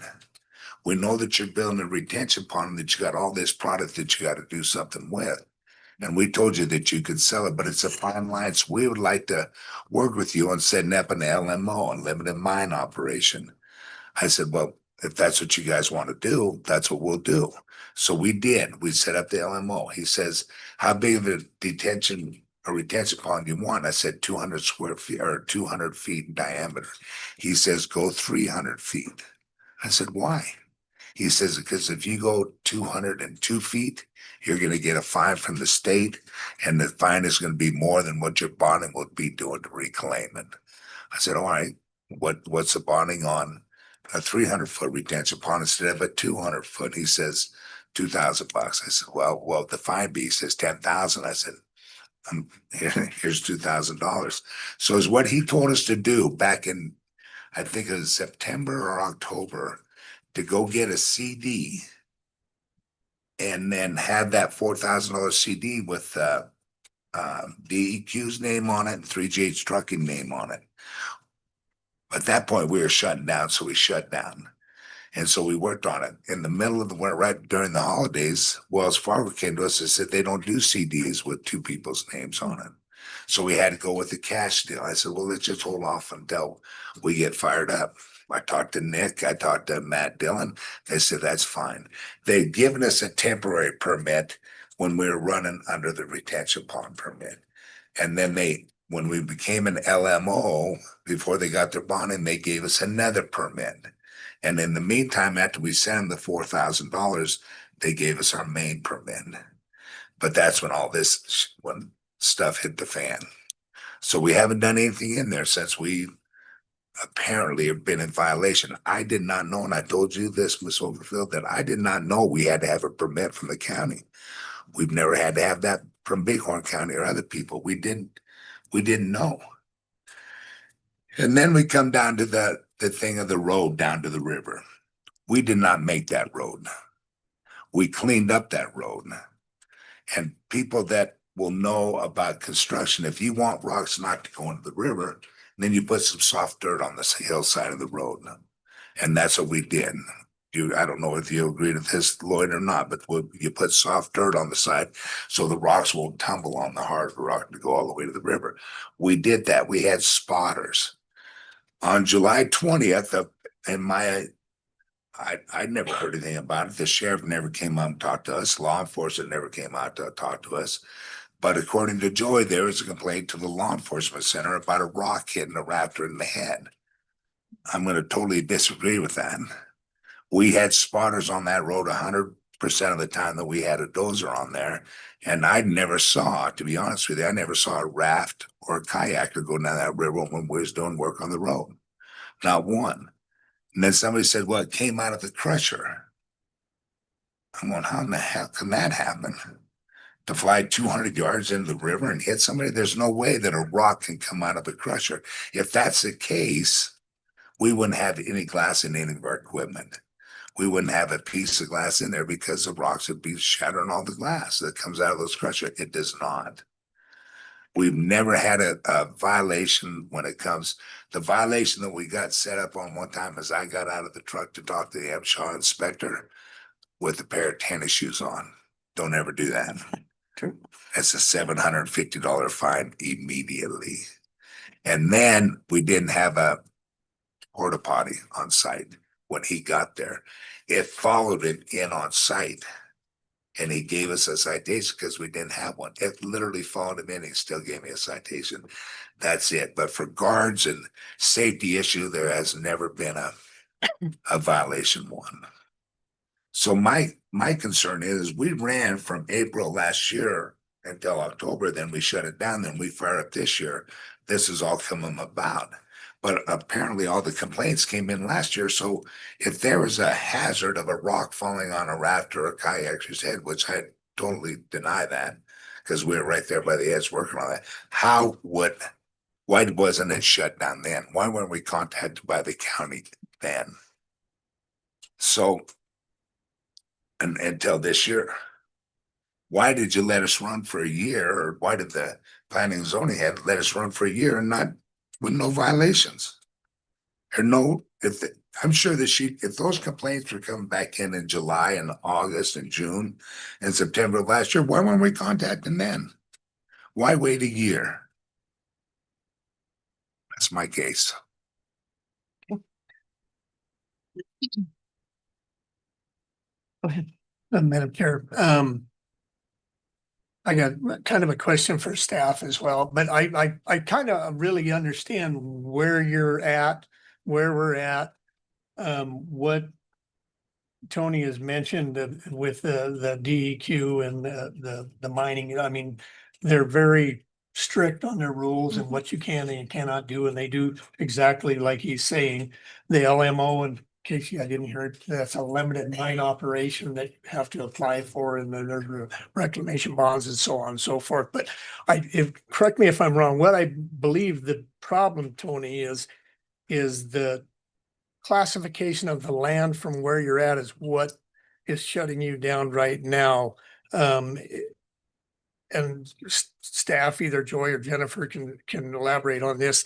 It's for a better term, zoned a land use classification that explicitly says you can mine it, you just can't process the material on it.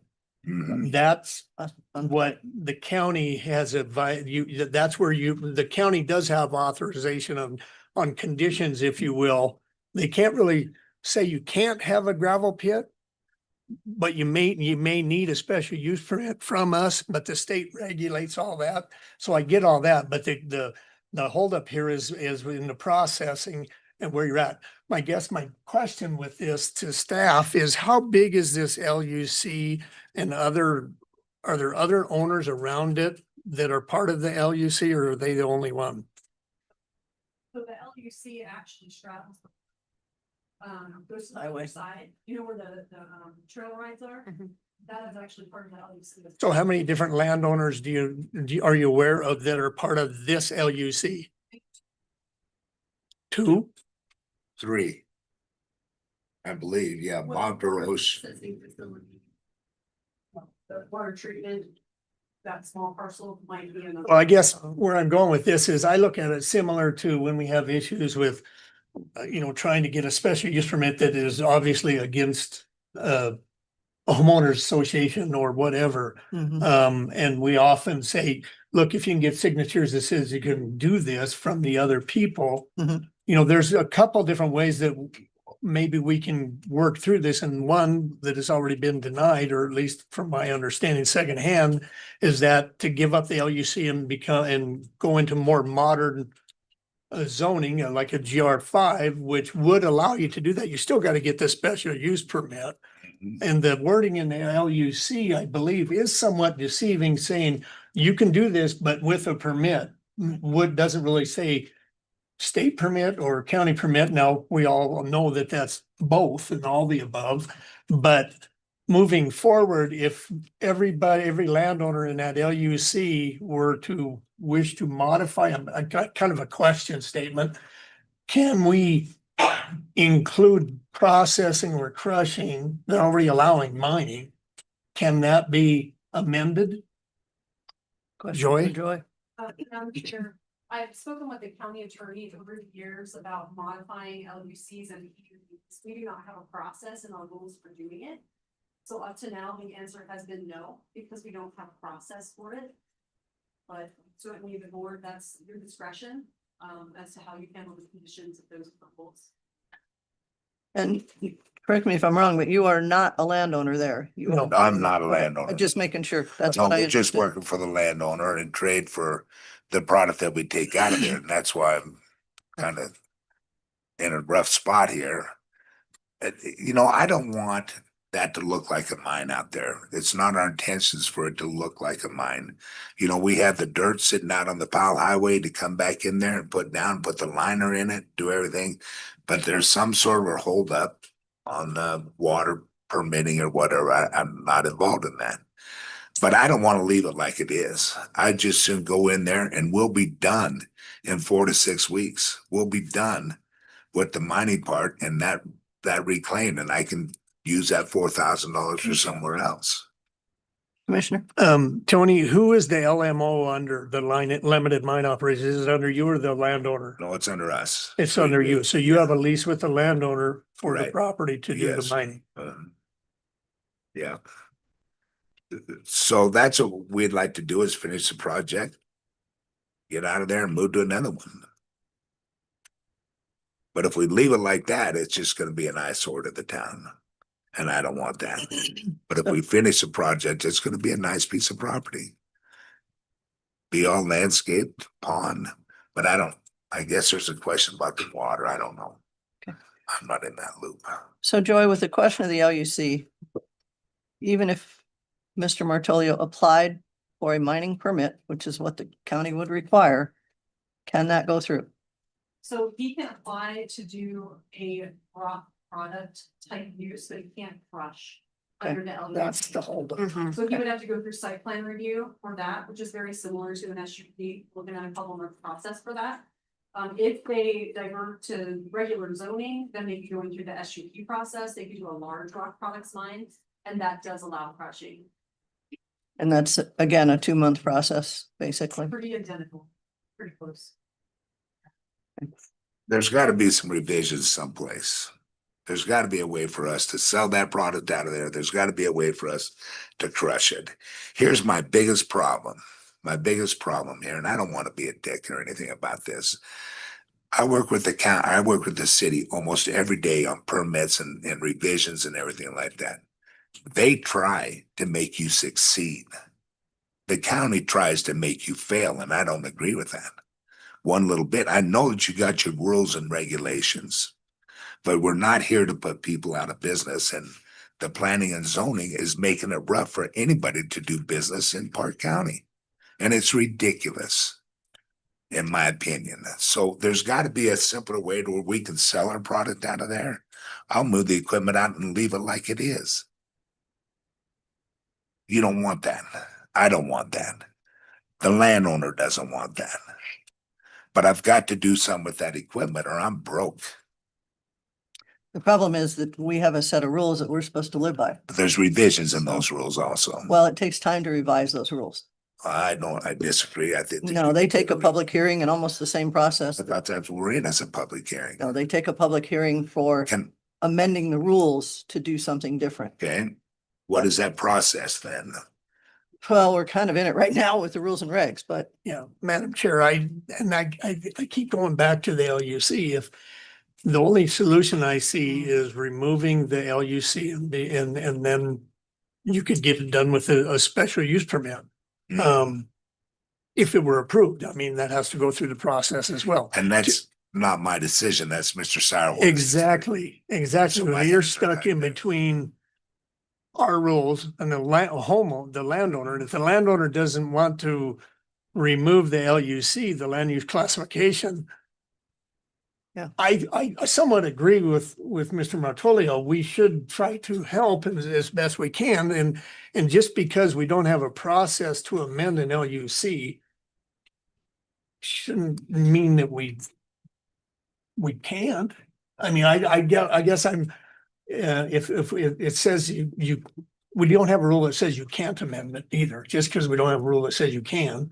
I don't understand, if we had 100% of the landowners agreeing, and I'm not saying that's gonna maybe a feed may kill it right there, but I Right. mean, if they all agree that it would be okay to allow crushing, whatever you want to call it, they already have, part of the LUC says you can mine it.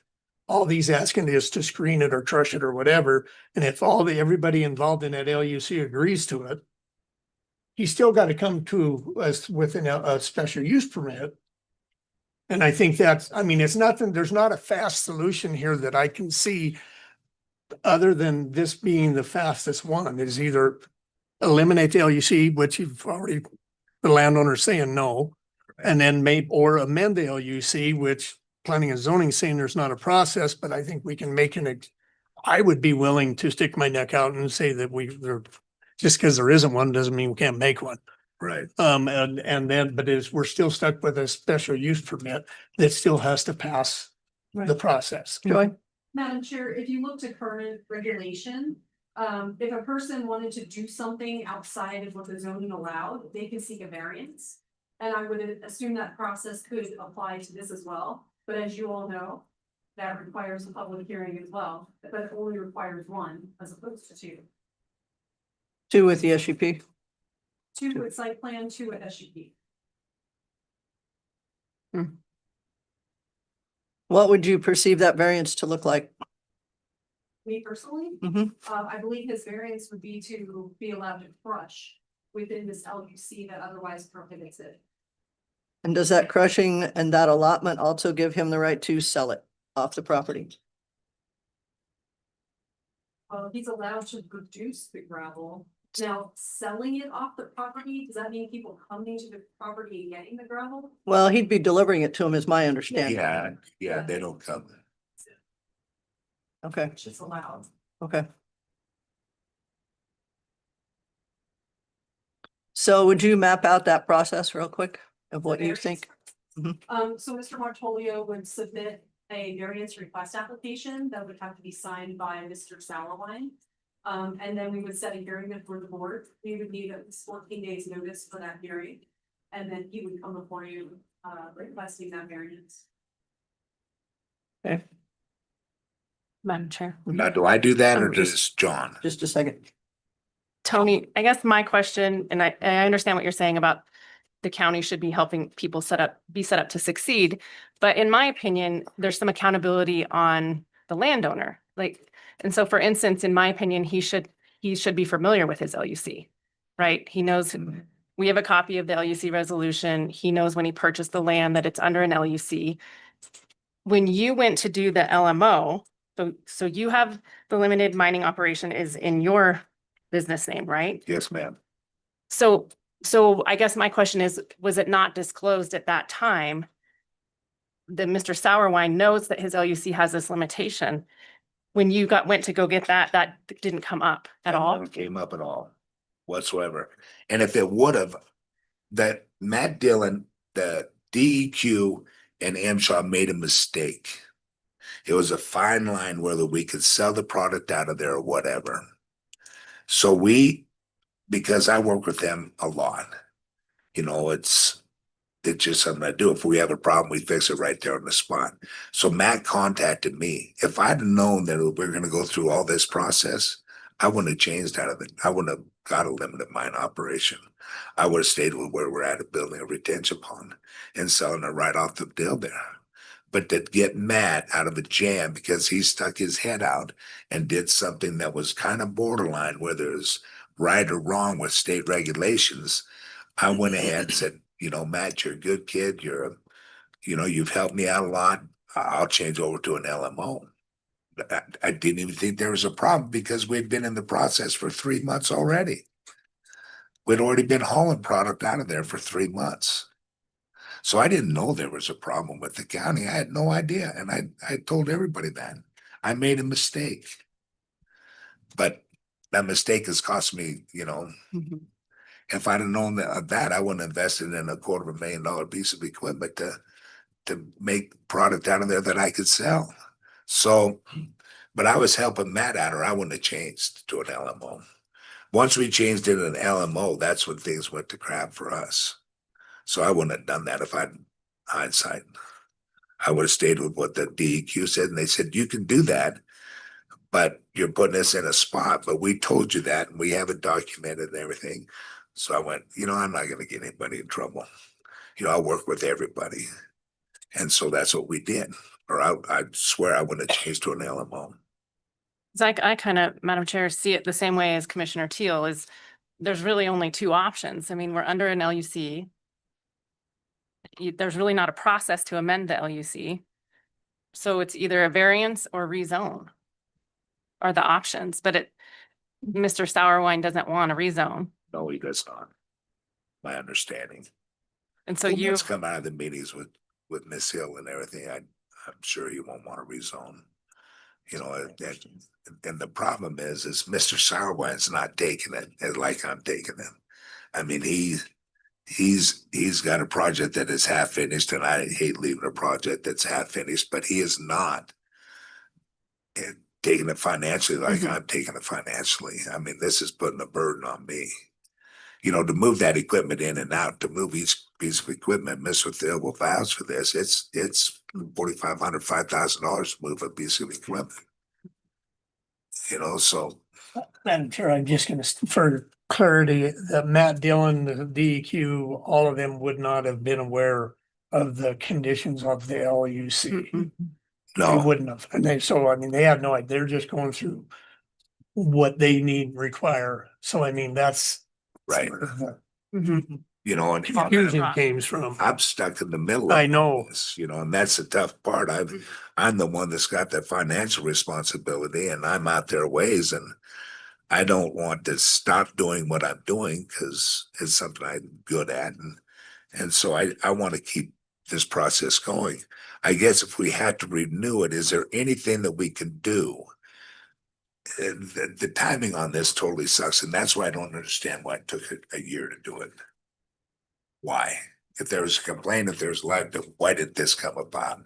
I'd like to see the list of complaints that I had asked for, because it's public domain that I asked for 6 weeks ago. I still don't have from the Planning and Zoning Board from when all this started.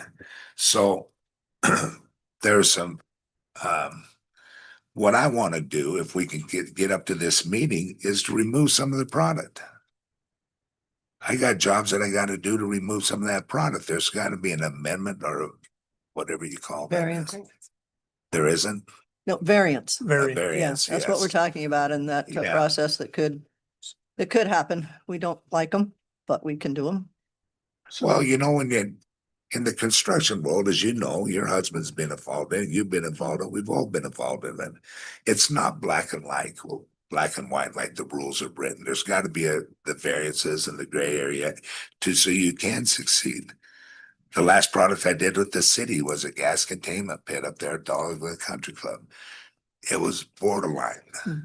But the city says, well, let's do it this way, this way, this way. And they make you succeed. They try to make you succeed. Okay. Progress is that. I hate to tell you this. It doesn't work like that with the county. Everything that I've done with the county, I've had to fight. And I don't, If it was me, I wouldn't work in the county anymore. But my hands are tied. Just remember, we do have permit requirements, so Well, that yeah, if it but I comes up didn't again. notice that up there. Yeah. Nobody told me, you'd think that DEQ and Hampshire would say Not their something job. about it. Yeah, it's not their job to know what the county regulations are, but anybody doing that Why kind of wasn't work in it the brought up county. immediately? I don't know the answer to that. Nobody I do does. know that you would have to have their permit before you can get the county permit. We had it. You really didn't have it. Oh, yes, we did. Month We and a had half a ago. temporary permit. Temporary. As soon as we changed over to the LMO, they gave us a permit to work as we were doing it to make a retention pond. Right. We had Right. that permit. Right. We had a temporary permit when all this happened.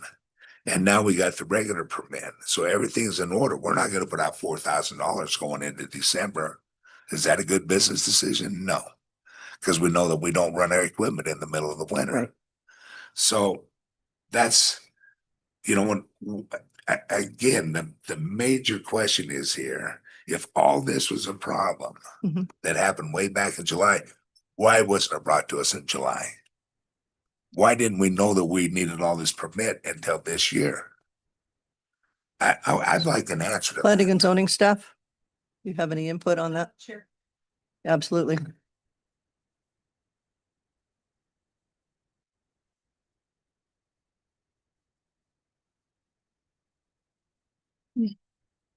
Madam Chair, I just want to review a bit of the violation file related to this matter. Starting back in June of 2024, we received an anonymous complaint regarding a gravel pit operation on the property. At that time, we didn't know if the gravel was just being used on the property. We didn't know what the purpose of it was. We had heard from several board members that there had been a crusher set up on the property. We then started to hear from the Wyoming DEQ regarding the apparent gravel operation. So at that point in time, we still didn't know what the purpose of the gravel was. Was it going to be taken off the property? People can move gravel on their property. They don't need a permit to do that. So we're not going to go after someone for putting gravel on their property. So soon after, we started to hear that there was actually the intent to move the material off the property. This was in July, and it was actually DEQ that notified us of that. That they had spoken with Tony of 3J Trucking. And so that was the first time we had heard that there was going to be several residences on the property, that Mr. Martolio was hired to excavate a pond to catch water and sediment associated with these activities. And then he was going to sell the gravel and sand materials. So we worked with DEQ at that point to find out what permitting they had required.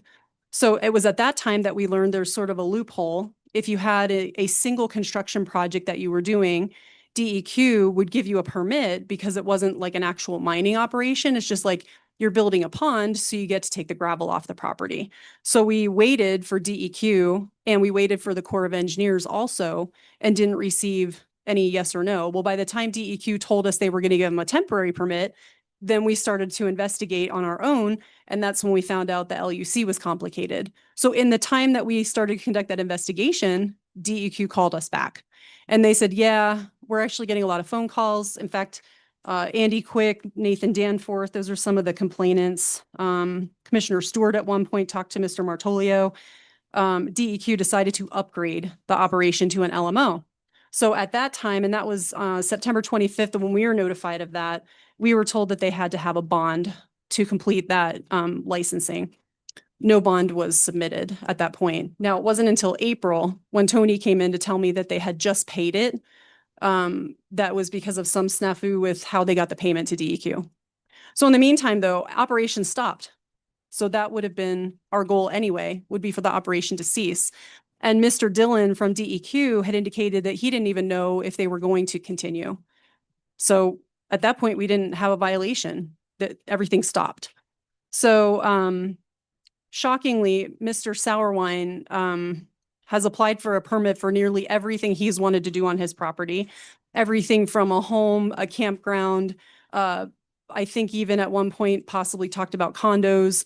John was very aware over the years that he has needed permits for just about everything, including storage containers that he recently permitted on his property. So the thought that Mr. Sourwine would not have been aware that a gravel permit would have been needed for his property is a little surprising. But Mr. Sourwine came in with Mr. Martolio in April, and he indicated at that time, oh, yes, there's case law that says you have to have a permit for mining and that the county can do this. And that's what he said. That was the first time we interacted with him on this matter was that meeting in April. And then you'll see Mr. Sourwine just send an email to you or to me, which I shared with you, saying that he didn't understand that, yeah, of course, a permit is needed. So I don't know if that communication didn't occur between Mr. Sourwine and Mr. Martolio, but it's clear to me that Mr. Sourwine was aware that he needed a permit. And so why he didn't seek one for this particular use, I don't know. I do want to address the comment about the river rock falling. So I received a phone call from Mr. Andy Quick. It was around July 23rd of last year. He indicated that Mr. Sourwine was doing additional work on his property. He said people were rafting the river, reported that Mr. Sourwine was using equipment at the top of the property to push dirt and rocks over the edge. The rocks were bowling ball sized. They were crashing into the river and hitting the rafts. He said people reported the incident to the sheriff's department. I did look that report up. There were no details in that report. He did send a video to me of a front end loader moving gravel at the top of the property, somewhere between July 23rd and July 25th of last year. So I just wanted to provide a little background as to where we came into the picture and what we were told was happening. As you are aware, Mr. Sourwine had originally communicated with us that he was putting a pond on the property. That was also what he told DEQ. It was also what gave him the permission to proceed originally without a permit, was because he said he was doing a pond. But he sat here before you 2 weeks ago and said, oh, absolutely not. He's not putting in a pond. So I truly don't know what Mr. Sourwine is doing. And apparently Mr. Martolio may not know either. So we may all be in the same boat here in that regard. That is what he said. Why would he? We can't answer that. You were here. We're still. That's wrong man on the bus, isn't it? A little bit. Okay, so the option that we talked about was Mr. Martolio or Mr. Sourwine applying for a variance to be allowed to remove the materials away from the property. Yeah, so Madam Chair, if the goal is just to remove the material, he does not need to go through the variance process. He just needs to go through site plan review. If he wants to crush the material before it is removed, that's where we get into the variance or change in the zoning to get that done. And which are you looking for? We'll do them both. I would like to be able to, whichever fastest to move the material off the property. And then we'll work on finishing the project, because I'm not going to leave it like it is. I won't do that. And what does that mean by finishing the project? Well, we'll finish digging the pond out and go through the variance to see if we can crush it and get it out of there. Okay. You know, it doesn't make it feasible for me to pull it out of the ground, put it in the truck and haul it wherever, dump it, get the loader, load it back in the crusher. It's not feasible to do that. But it is feasible to crush it right there, get it out of there, make it look nice. The reason that we were crushing it is we needed crusher fines to go on top of the liner. Not to go under the liner, because you use a topsoil or a dirt. That night, yeah. Right, to go underneath the liner, then you put the liner down, then you put the crusher fines to hold the liner down. Okay. We needed that, so we decided to crush it there without knowing it. But what we'd like to do is go through the permit to get the 500 tons or the 500 yards of road base that is there now, until we can get the variance to maybe crush it and move on. So if we can start the process, I don't know what that process is. Site plan review.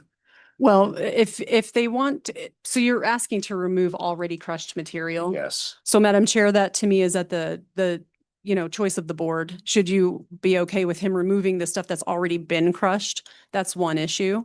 If he wants to proceed with additional crushing, then obviously that takes a different approach. But now if you just want to do removal in the future, which doesn't sound like that's what you want to do, that would be a different permit. No, we'd like to get it all off that property, get it all cleaned up and make a pond out of it, make it a fishing pond for kids to learn how to fish. I mean, it's all the depths and everything that we've done, the research on it is for that. All the big rocks that come out of that are for the breeding area and the pond for the fish, so I mean, we're doing it right. It's gonna be a beautiful piece of property with the landscaping, the trees and the fences and everything, but Mr. Sourwine doesn't make a pond now, I guess. We don't know. We don't know. Oh, my word, that's a shocker to me, and then. Also, be Okay, it. so this is a public hearing. So right now, I'm gonna ask for public comment. Those public comments, probably need to be in relation to the gravel crushing or removal of the materials and those processes that are going on that property. Does anyone would like to make any comments regarding those issues?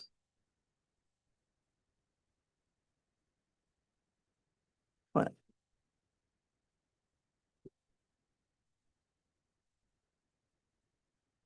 Madam Chair, Commissioners, Andy Quick. Hello, Tony. Andy, how are you? Not so bad. Good. You know, I'm not opposed to Tony trying to earn a living. That's not why I'm here today. My objection to this is the fact that the due diligence wasn't taken to get this gravel pit going the way that it should have by the landowner with ulterior motives and doing one thing and saying a different thing. That's always been my biggest objection to it. And I'm not saying Tony did anything to cause any sort of harm to rafters or people using the river, but it did in fact happen. And I don't know, like I said in the sheriff's report, it was stated that it was the landowner, not Mr. Martolio. And so I just wanted to clear that up. But, you know, people coming in off what has been described as the most scenic 50 miles in America, and the first private property they hit is a damn gravel mine, gives me a case of the red ass. So thank you for hearing me. Okay, thank you. Thanks, Andy. Anyone else that would like to speak to this issue? One more time, any other public comment? Okay, Madam Chair, I move to close public hearing. Second. been moved and seconded to close the public hearing. Any further discussion on the motion? Hearing none, all those in favor? Aye. Anyone opposed? Motion passes, so the public hearing is closed. Then we need to figure out how to move forward, Tony. It sounds like there are a couple options. And I'm not sure about needing Mr. Showerwine's signature on how much we need to do here because of him being the landowner. But if you could get with Joy I'll do and that. figure out what those two options look like Okay. with what you want to get done, then we can see whether that's a public hearing in 2 weeks or, you know, how that works to be able to get moving forward. Dan, All right. yeah, I would like to do that and get the process started for a public meeting to crush and get that piece of property done. It's gonna look great, and I can understand Mr. Quick's problem of seeing a gravel pit when you come out of the canyon, but he drove through that 50 miles of beauty scenic highway. There's 5 pits on that scenic 50-mile of highway. 5. They're Not kind of off included. to the side though. Yeah, well, you know, not the one right there, Red Bar. Well, I mean, true. they're very good. Okay. But I can see everybody's opinion on that. When John asked me to do this project, excuse my language, I said, we're gonna take so much shit off of this, it's gonna be pathetic. And he says, I agree, but I want this pond. Okay. Your man. I to guess we'll build it. find out if he wants the pond or not. Well, as we I go don't know whether he forward. wants a pond now or not. Yeah. That's the first time, the first that I'd heard from y'all that he threw me under the bus there. That was nice to know, but. Okay, So I'll get with Joy after the meeting. We'll do what we can do. Thank right. you for your time. I Appreciate appreciate it. okay.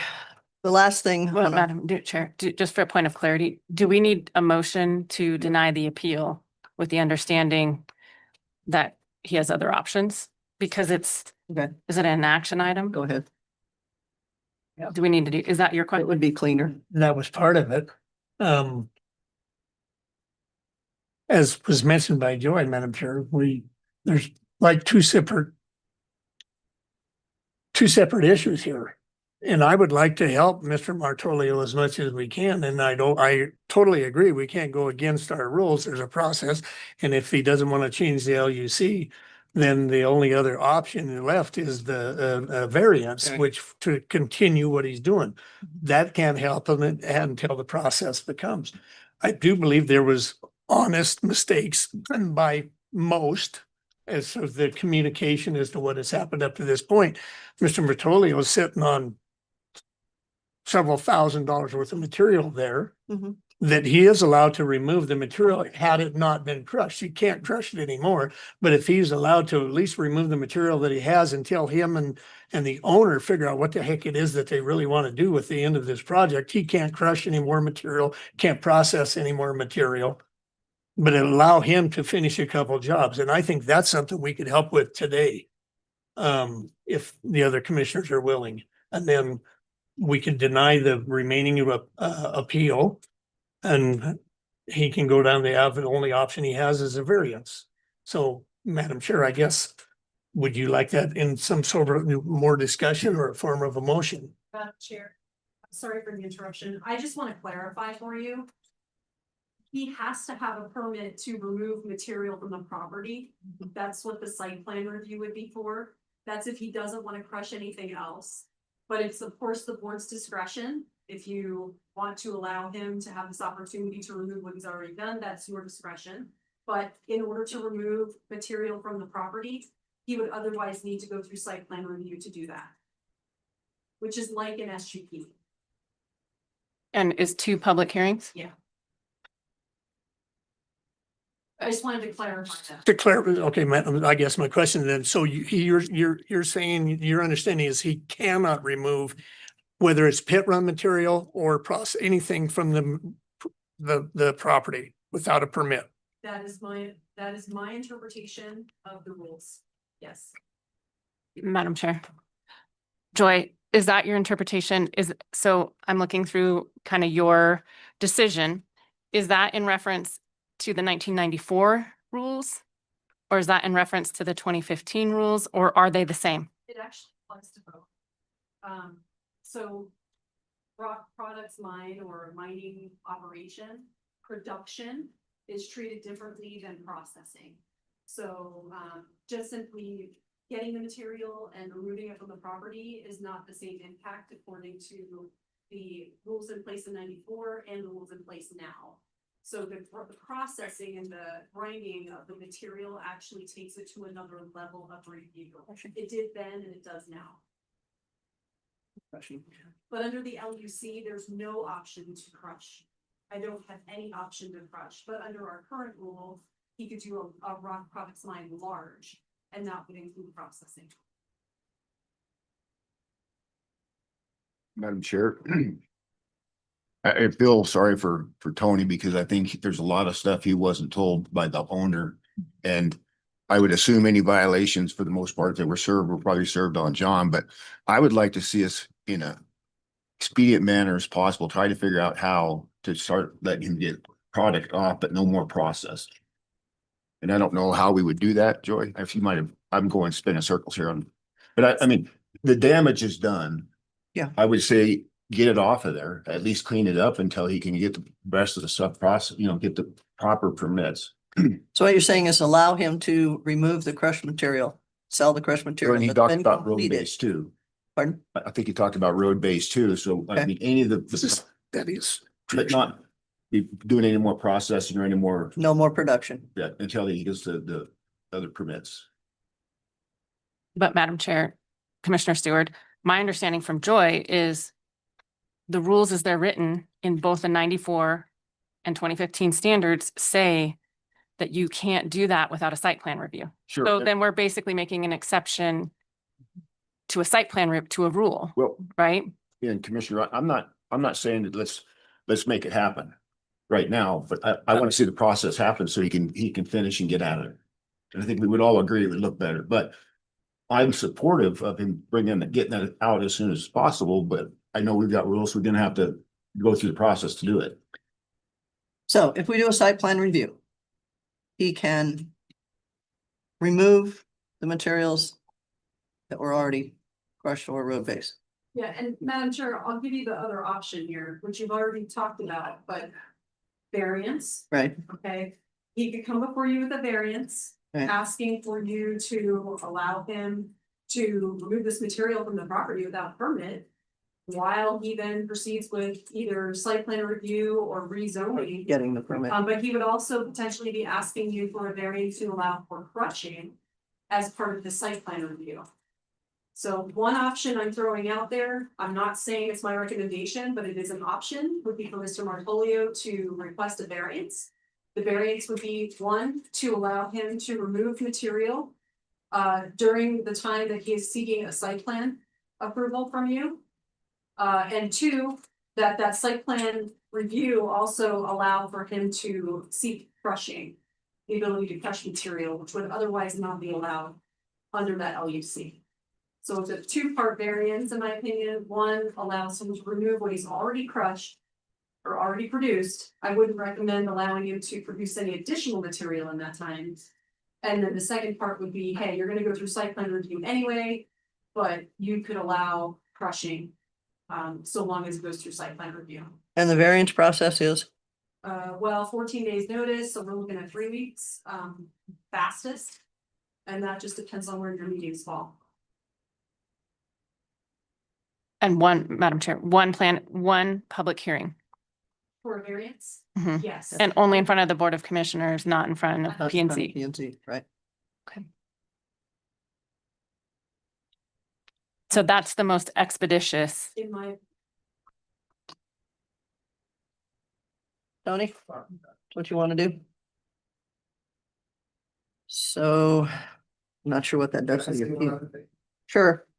I know that there's a lot of people opposed to that because of what it looks like now. But I would love to take, I would like anybody in this room, or anybody that said that, you come out to the property, I'll give you a tour of what it's gonna look like and how we're gonna finish it up so that it will please everybody.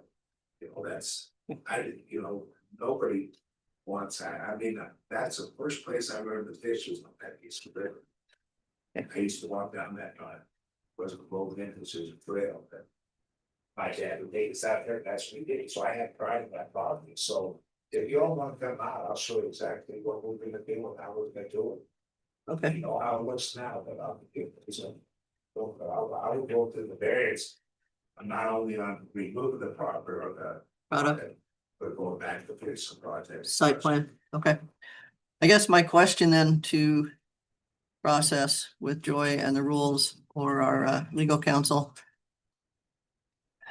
about a motion, how the motion goes on the appeal request. And if we need to approve anything on the motion for the moving toward a variance. so Madam Chair, just my opinion, I believe you need to make a decision on the appeal. Right.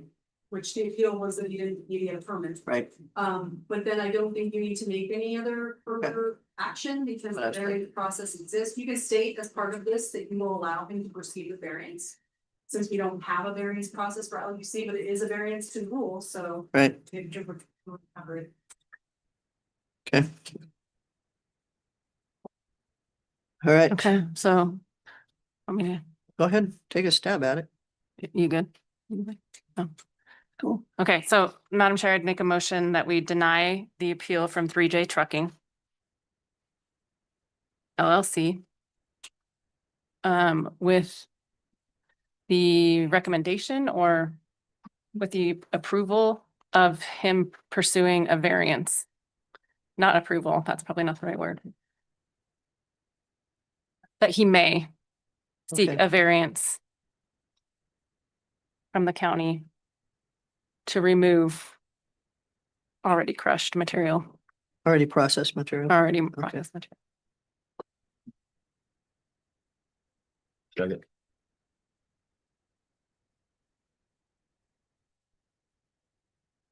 I'm gonna put one last comment here. I think that we could solve this right now with just approving his appeal with conditions. That he could no longer move forward on anything and prove that would allow him to finish what he has done. That will not require any more adjustment, any more working out there other than just trucking it out. And then that would, to me, that would get him going a lot quicker, but it would still put the same condition that he can't be shut down and cannot operate further. Madam Chair. I'm just throwing that. I would agree with that 100%, but I think, and I've talked to Tony about this, and I would like to see that done, but I think I hate to see us violate the rules without doing the variance first, or going through the proper steps. As much as I want to say, let's open it wide open. I just think we're violating the rules, set the precedents. If we don't follow the proper steps. And Madam Chair, I would say, Commissioner Teal, I agree with you. I wish there was a way to expedite it for him as well. Because I agree with everything Commissioner Stewart said, that I think he unfortunately got caught in a spot where he was not adequately informed. And so through no fault of his own, but I feel like if we do that, it sets a precedent then going forward for other things that may come up. And that's my reservation, going that route. And Madam Chair, I hear what you're saying. I just, to me, he went through the process with the appeal. So that's why I don't feel we're setting precedents, because he was required to come in to appeal. That's what he did. And add to that, I agree, that's what his intent was, is to appeal that, but I think the decision and the rules given by our staff today, it would uphold or deny that appeal, because I understand he's denying he didn't know anything about the proper stuff, but still that doesn't, in case law and everything, it doesn't negate the responsibility to do it. And I think, again, I think Tony's in a bad spot with, who he's dealing with, but unfortunately, as much as I was prepared today to let him haul it all off there, I think that in talking to our P and Z, it's setting a precedence for us to ignoring our rules. Yeah, I do have a motion and a second in front of us. The motion is to deny the appeal from 3J Trucking with the idea that he may seek a variance from the county to remove already processed material. Any further discussion on the motion? All those in favor? Aye. Aye. Anyone opposed? Aye. We have to have 3 favor. I'm going to go in favor. Motion passes. Okay, so you'll work with trying to get the variance. We'll get the 14-day advertising out there.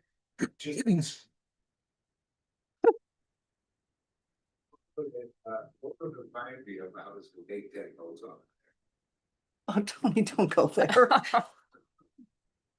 I can't answer that right now. I don't know.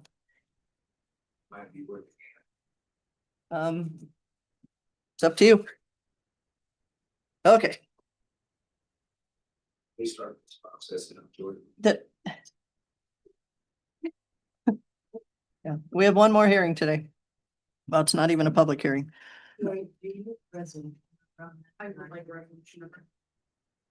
Madam Chair, Resolution 2025-35. Thank you.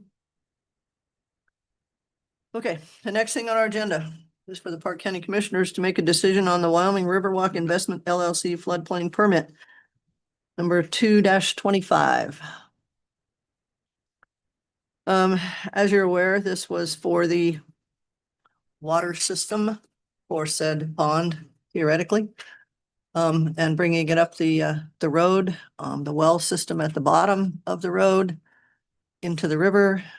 There's quite a few things. The one thing that I will notify the board is that we have not received the LOMA that was to be delivered to us prior to a decision being made on this. So I don't know where the board wants to go, but that's the information that we have.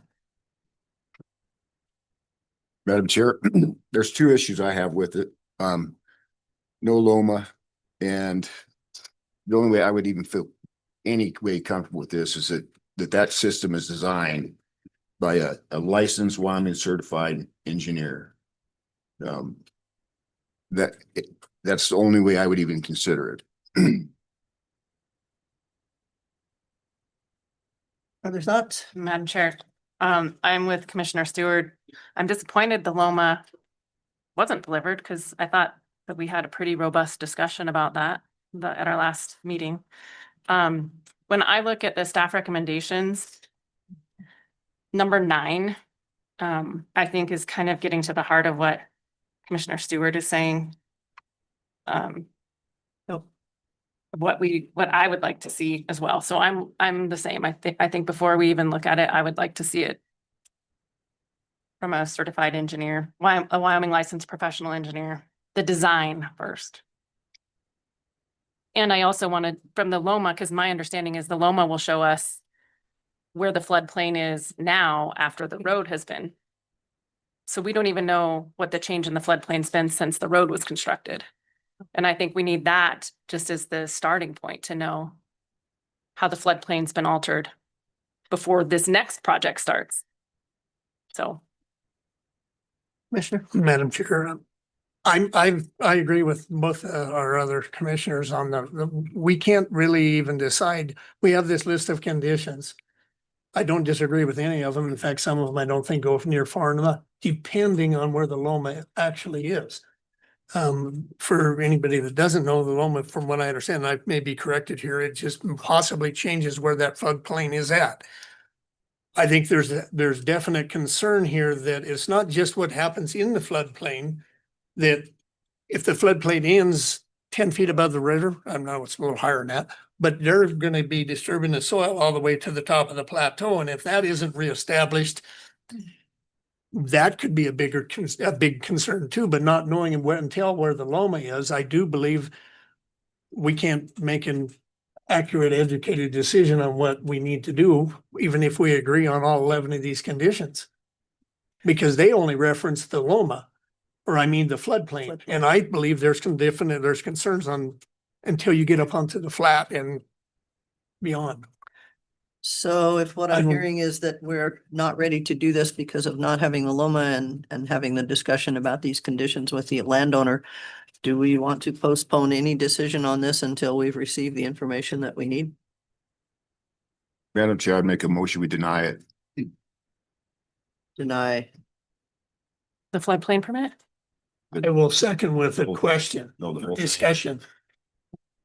No, I mean, Clarify the motion. Deny, what are we denying? I'm making a motion, we deny this Okay. application. Okay. And I'm Floodplain, seconding with this for discussion. And that is how long before he can reapply? If you deny it, Yes, they cannot apply for a year. 1 year. Motion stands. okay, the motion is to deny the floodplain permit. Motion in a second. Any further discussion on the motion? Well, I would like a comment for the public to know that he was requested in the last motion of extending the conversation or whatever you want to call this, that LOMA be here today. Mhm. I don't like to extend and put him off for if he wants to bring all the information, but it's his, we asked for this and we don't have it. So I'm gonna go along. And Madam Chair, I have not been in the office today. I have only checked email sporadically up to now. So if it arrived in my inbox, I am not aware of it. I did not check right before this meeting, so. Well, Madam Chair, I appreciate that information, Joy, but in my mind, for a board meeting, I can't read a LOMA in an active board meeting. I need 48 hours at least to process that information. So, And no deadline was set. I'll just state that, but I agree with you. I certainly would have wanted that information in advance of this meeting. Well, and he's the one that said he should have it by now. It was not something that we can push. He was the one that We indicated. didn't ask for the LOMA. We asked for the submittal for the LOMA. It's true. That's the material that were submitted to FEMA to allow FEMA to approve the LOMA. So I don't know where FEMA is at in their process to approve the LOMA or not, but we were just asking for the engineer work that went into defining that. Is that what you asked? I thought your request was to have the LOMA here. it was actually Commissioner Mangold's, he was the one that asked for the LOMA. Yeah. I don't think the LOMA has been approved yet by FEMA. Okay, I have a motion and a second to deny the floodplain permit. Any further discussion on the motion? Hearing none, all those in favor? Aye. Opposed? Okay, motion passes. The floodplain permit is denied. Okay, Madam Chair, Resolution 2025-36. thank you all. Thank you. Thank you. Yes. Madam Chair, I move we adjourn. Second.